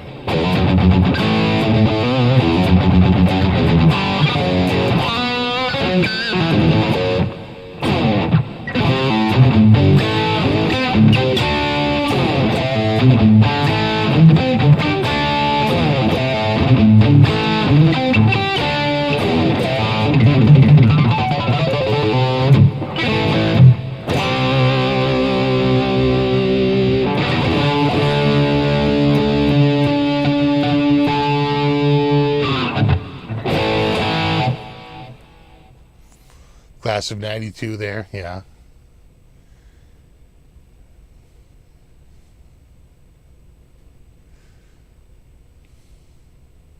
See you, Shane. Thanks for hanging out, buddy.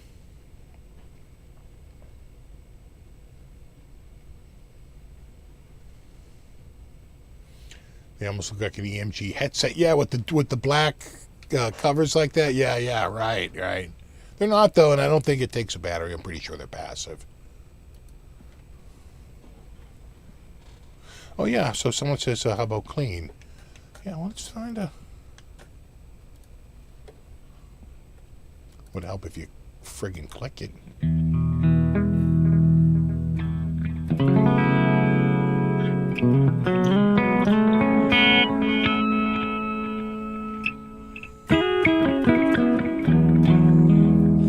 is the neck pickup. I mean the bridge pickup.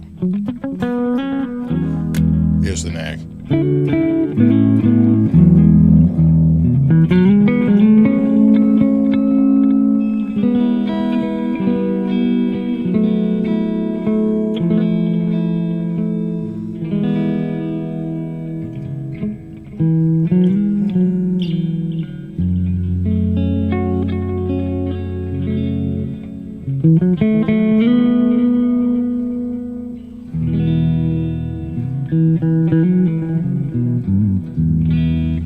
And then here's one with no delay, it's just reverb.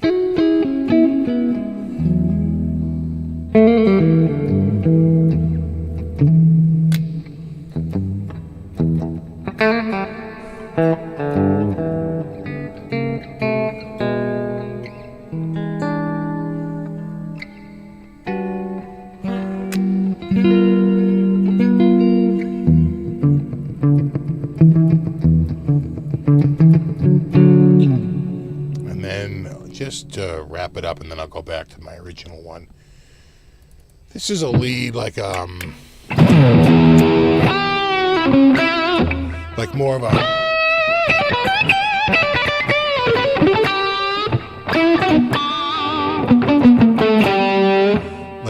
Marshall.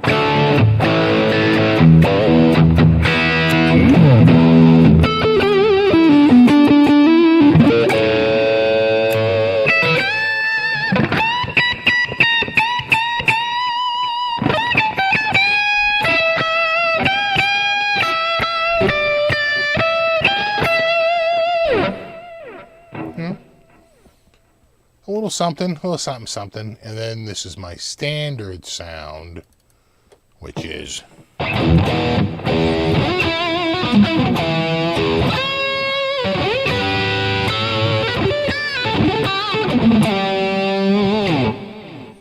one there. All right, let me get rid of this so I can see you guys again.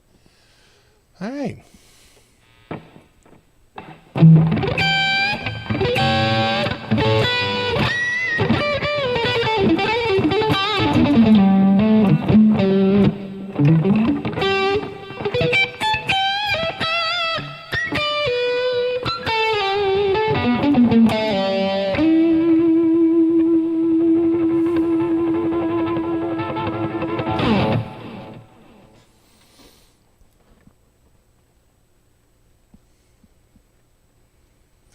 I just bought a Craigslist set of Duncan Blackouts from an Edwards Explorer for $80. That's a score.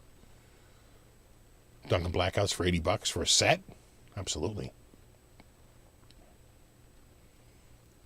How about some fuzz? We did fuzz earlier. I mean, I guess we could, but we had, we took like let me see if I can find one.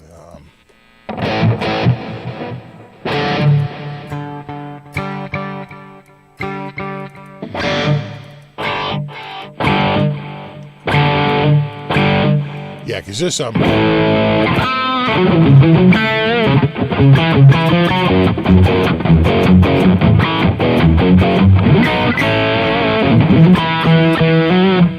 That one doesn't have any. That's just the amp distortion. So if I bring this over, is that a fuzz? It says it is, but I swear.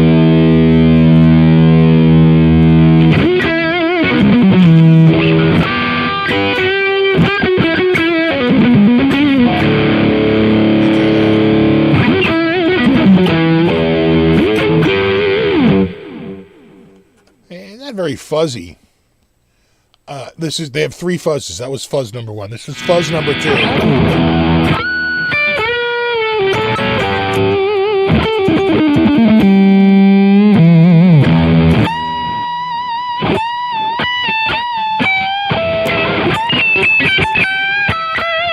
That sounds like too sharp for like a fuzz.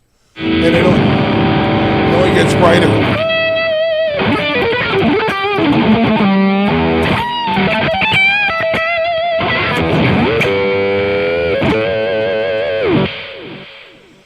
And then the other one is this third one, and this is...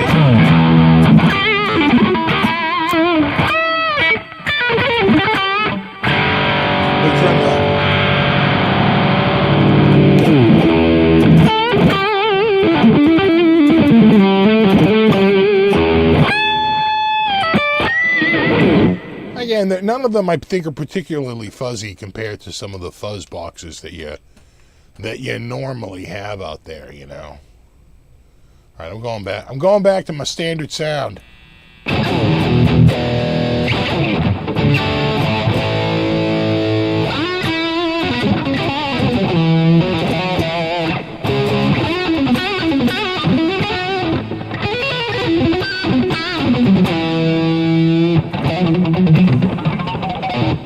What's up, Sean?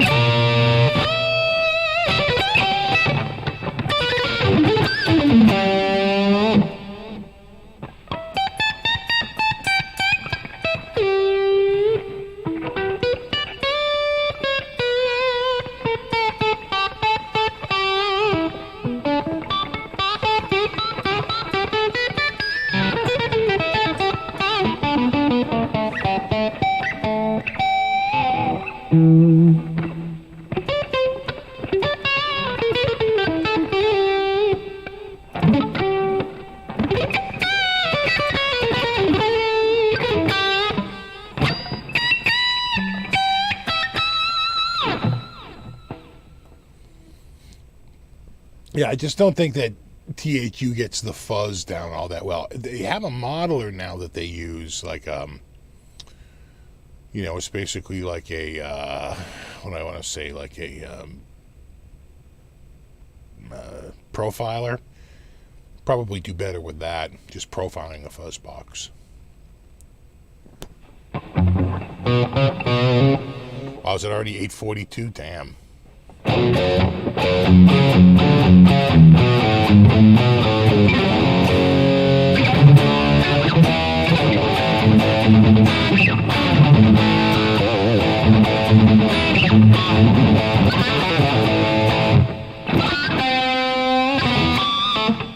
Gotta be careful.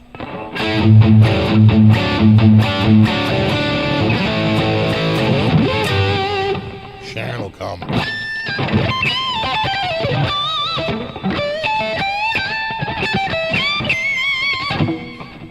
I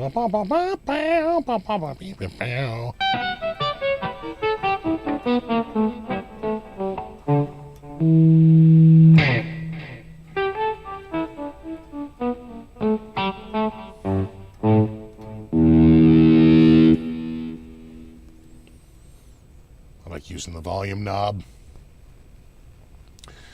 I just got an EC1000 Deluxe with EMGs and a Squier 70s Classic Vibe in walnut. HSS config. I love both of them. Yeah, I like the 70s Classic Vibes too. I like the, you know, they make good stuff. And I like EMGs. I know a lot of people don't like them. I like Boot. I like them. Me, I like them.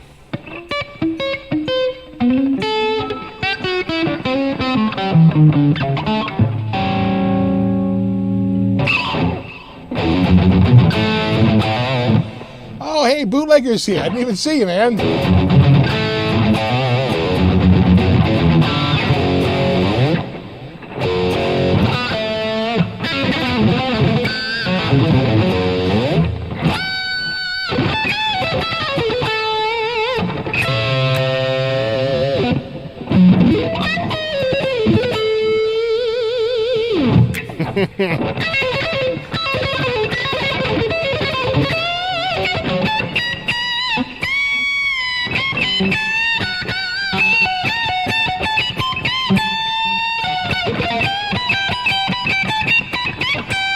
Yeah.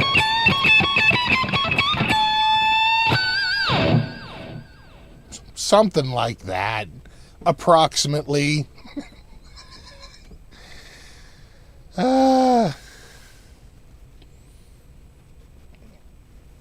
just trying to catch up here in the stuff. I have a lot of overpriced guitars. I find my Squire 50s classic vibe telly the most often. Isn't that always the case, right? You drop crazy money in a custom shop, and then you have a guitar that costs, a few $100, and you're playing that. It happens. Got that open box Roland DS88. You know what? I think I might go straight up, and I'm leaning now towards getting a MIDI controller, because I don't know that I need the sounds in it, and it would be a lot cheaper to just get a MIDI controller. So right now, I've been looking at various MIDI controllers, and I might not even go 88 key. In fact, I think I might even keep it, just thinking about it. If I did get the DS88, I wouldn't keep it here. It's too big. I would keep it over in the other section, over in the smoking lounge. And, but I want something for right here that has a smaller footprint, usually like a 49 or a 60, really a 61 key. Even 49 feels like a little tough. So I've been looking at, Akai Pro. I've been looking at, what really intrigues me is Nectar, which I didn't know much about. And they seem to have a new product that has some good reviews out there. So I'm still looking. Something soon. Something.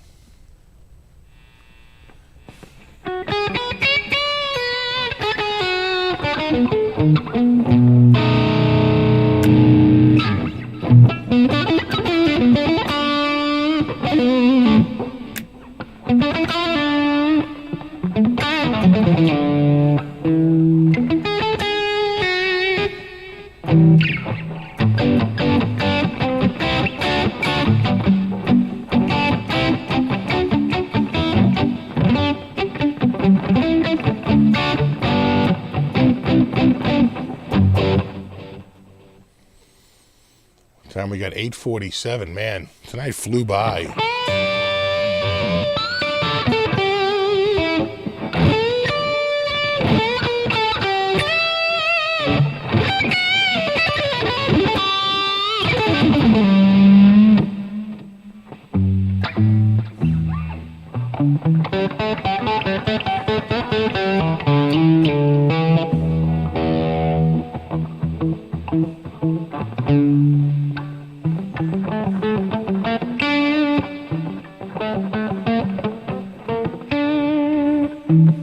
Stupid question before I go.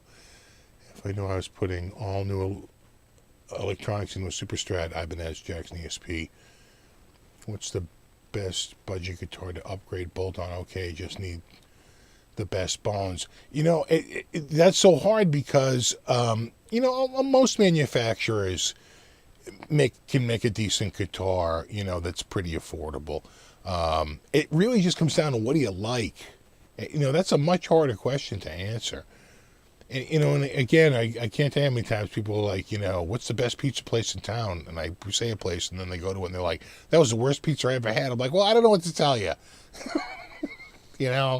So when it comes to like that, I think what you have to remember is once you get the guitar so low, you really have a drop-off in quality, right? So as long as you're not at the extreme ends, you're usually pretty good, right? So like, if you want to get a guitar, you just think about this. When people make a guitar, they try to do it, if you're a manufacturer, at about 25% of retail.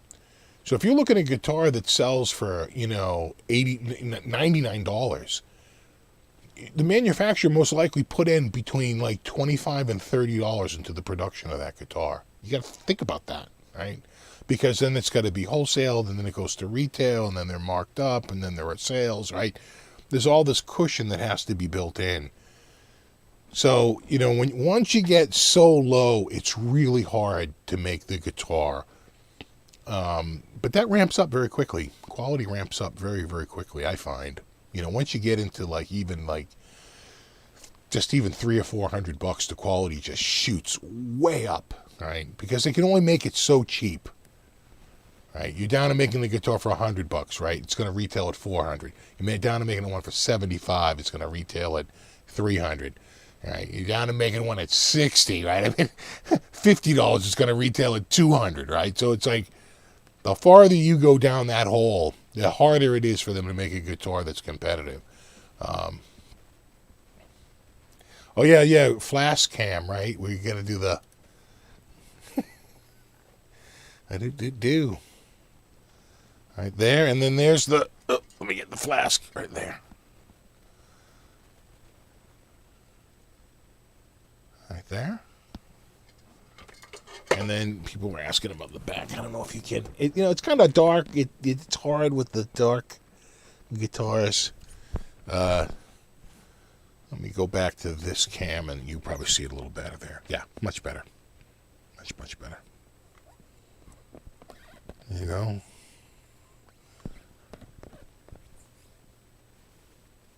Do. A little bit of the top, a little bit of the front. A little bit like that, a little bit like this. There you go. Have a good one, Aluminum Fetish. Yeah,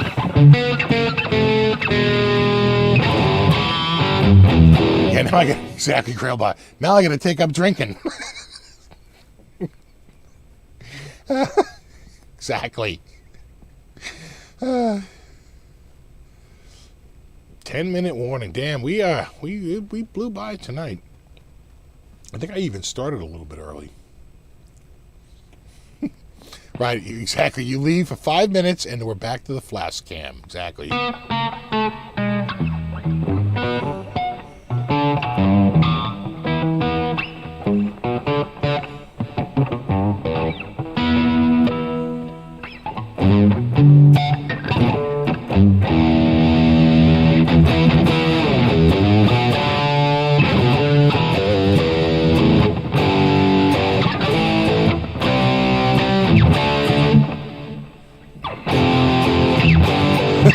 I had to think about it for a second.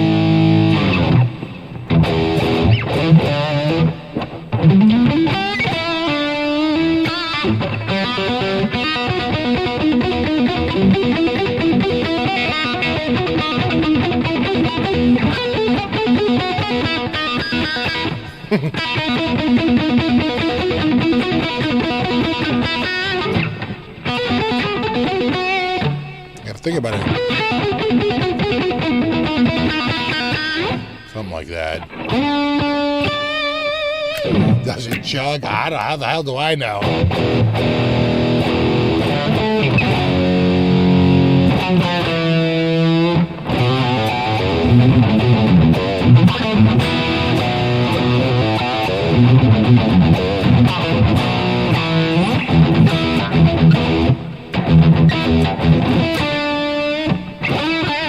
Yeah, I thought the same thing, Robert. The headstock, yeah, like a bottle head, like the Dano.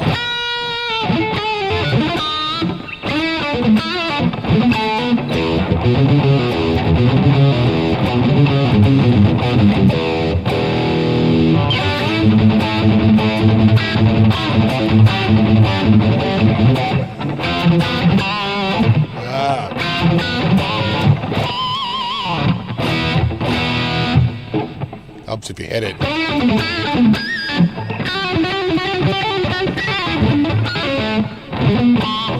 Are they diamond inlays? They are. Diamond shaped. It's shaped like a diamond. Shaped bright like a diamond. I always screw up how the cams. I'm always like, oh, let me turn this way, and it's like the wrong way. Yeah. Yeah, diamonds. Diamonds shine bright like a diamond.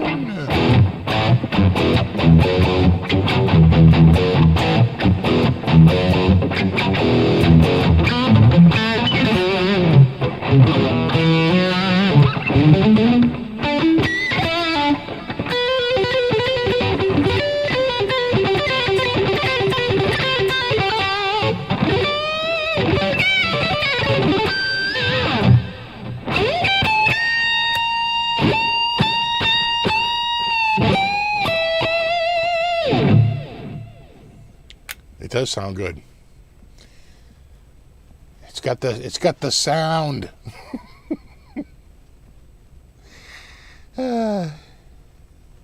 Used to say, where'd the guy get that giant SG in AC/DC? Where do you buy an oversized SG like that? Little did we know.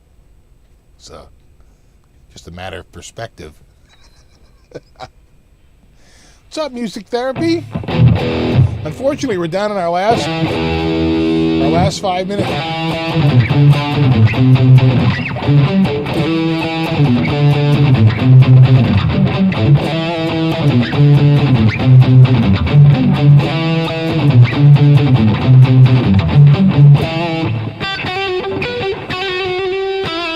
Yeah, that sucked.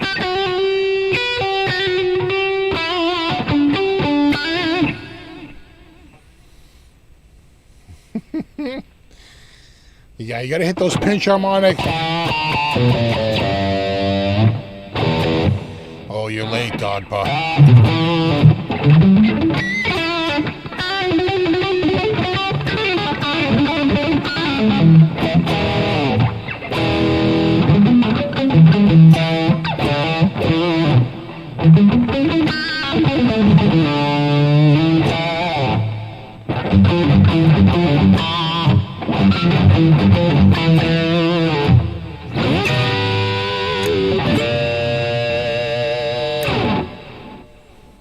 I do like the sound of this guitar. Oh, I do like the sound of this guitar. It felt like I couldn't hear myself for a second there. There we go.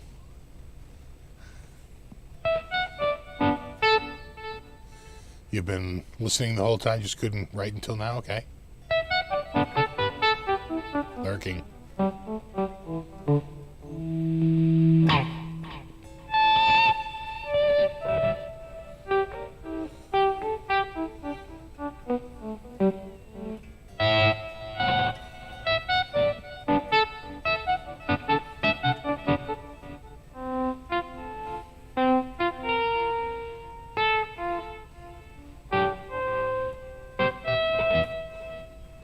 Oh, I'm not in love. Yeah, what is it? It's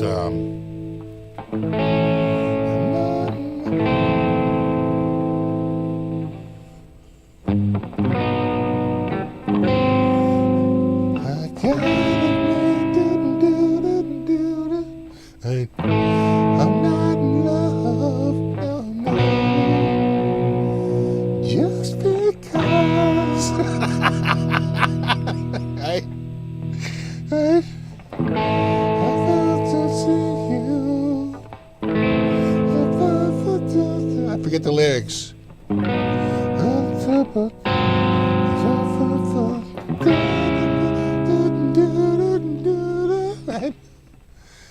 Back to A.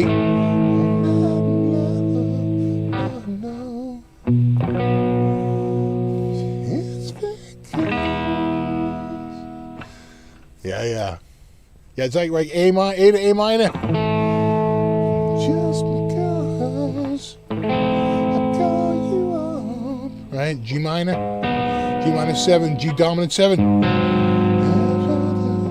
The C minor. To C minor 7. Right? And then back to A. To the B. And then you go to the E. Yes,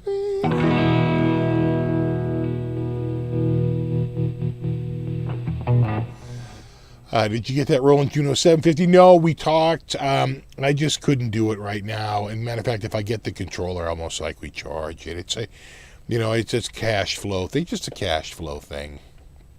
I'll sell a few things, and but even so, what I'm looking at for a controller is like under $300. It's a lot less money. You ever consider a career in radio or broadcasting? You think I should have gone to the Connecticut School of Broadcasting?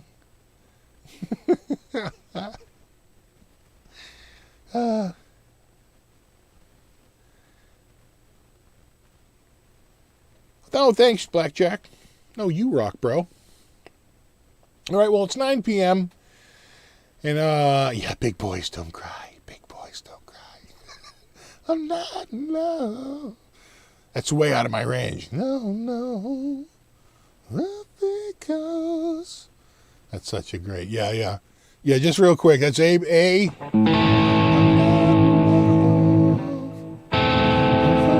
A minor. The G minor 7. The G sharp minor 7. Or really A flat minor 7. Really G sharp, right? Because we're already using the letter A for A. G sharp dominant 7. And then C sharp 7, and then C sharp minor 7, then back to A, and then B to the 5 chord really, and back to the 1. And there you are. And we're home. We're home, bro. Yeah, 10cc. Yeah, their other big one though was really too many broken hearts are falling. The things you do for love, like walking in the rain. Right, and then in the 80s they became Godly and Cream, right? Same duo, I think. Maybe not. I don't know. Anyway, all right, dudes.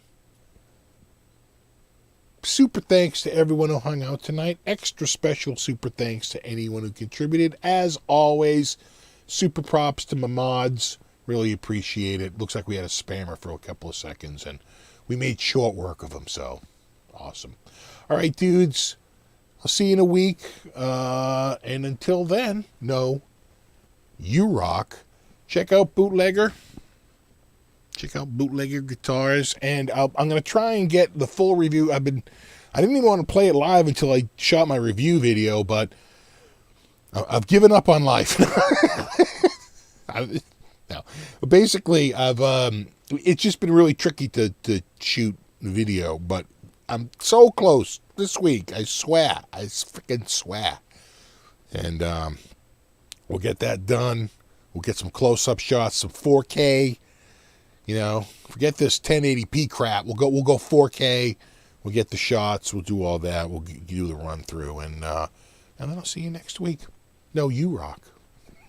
All right, guys. Until next time, rock on, and I'll see you in the next one. Later.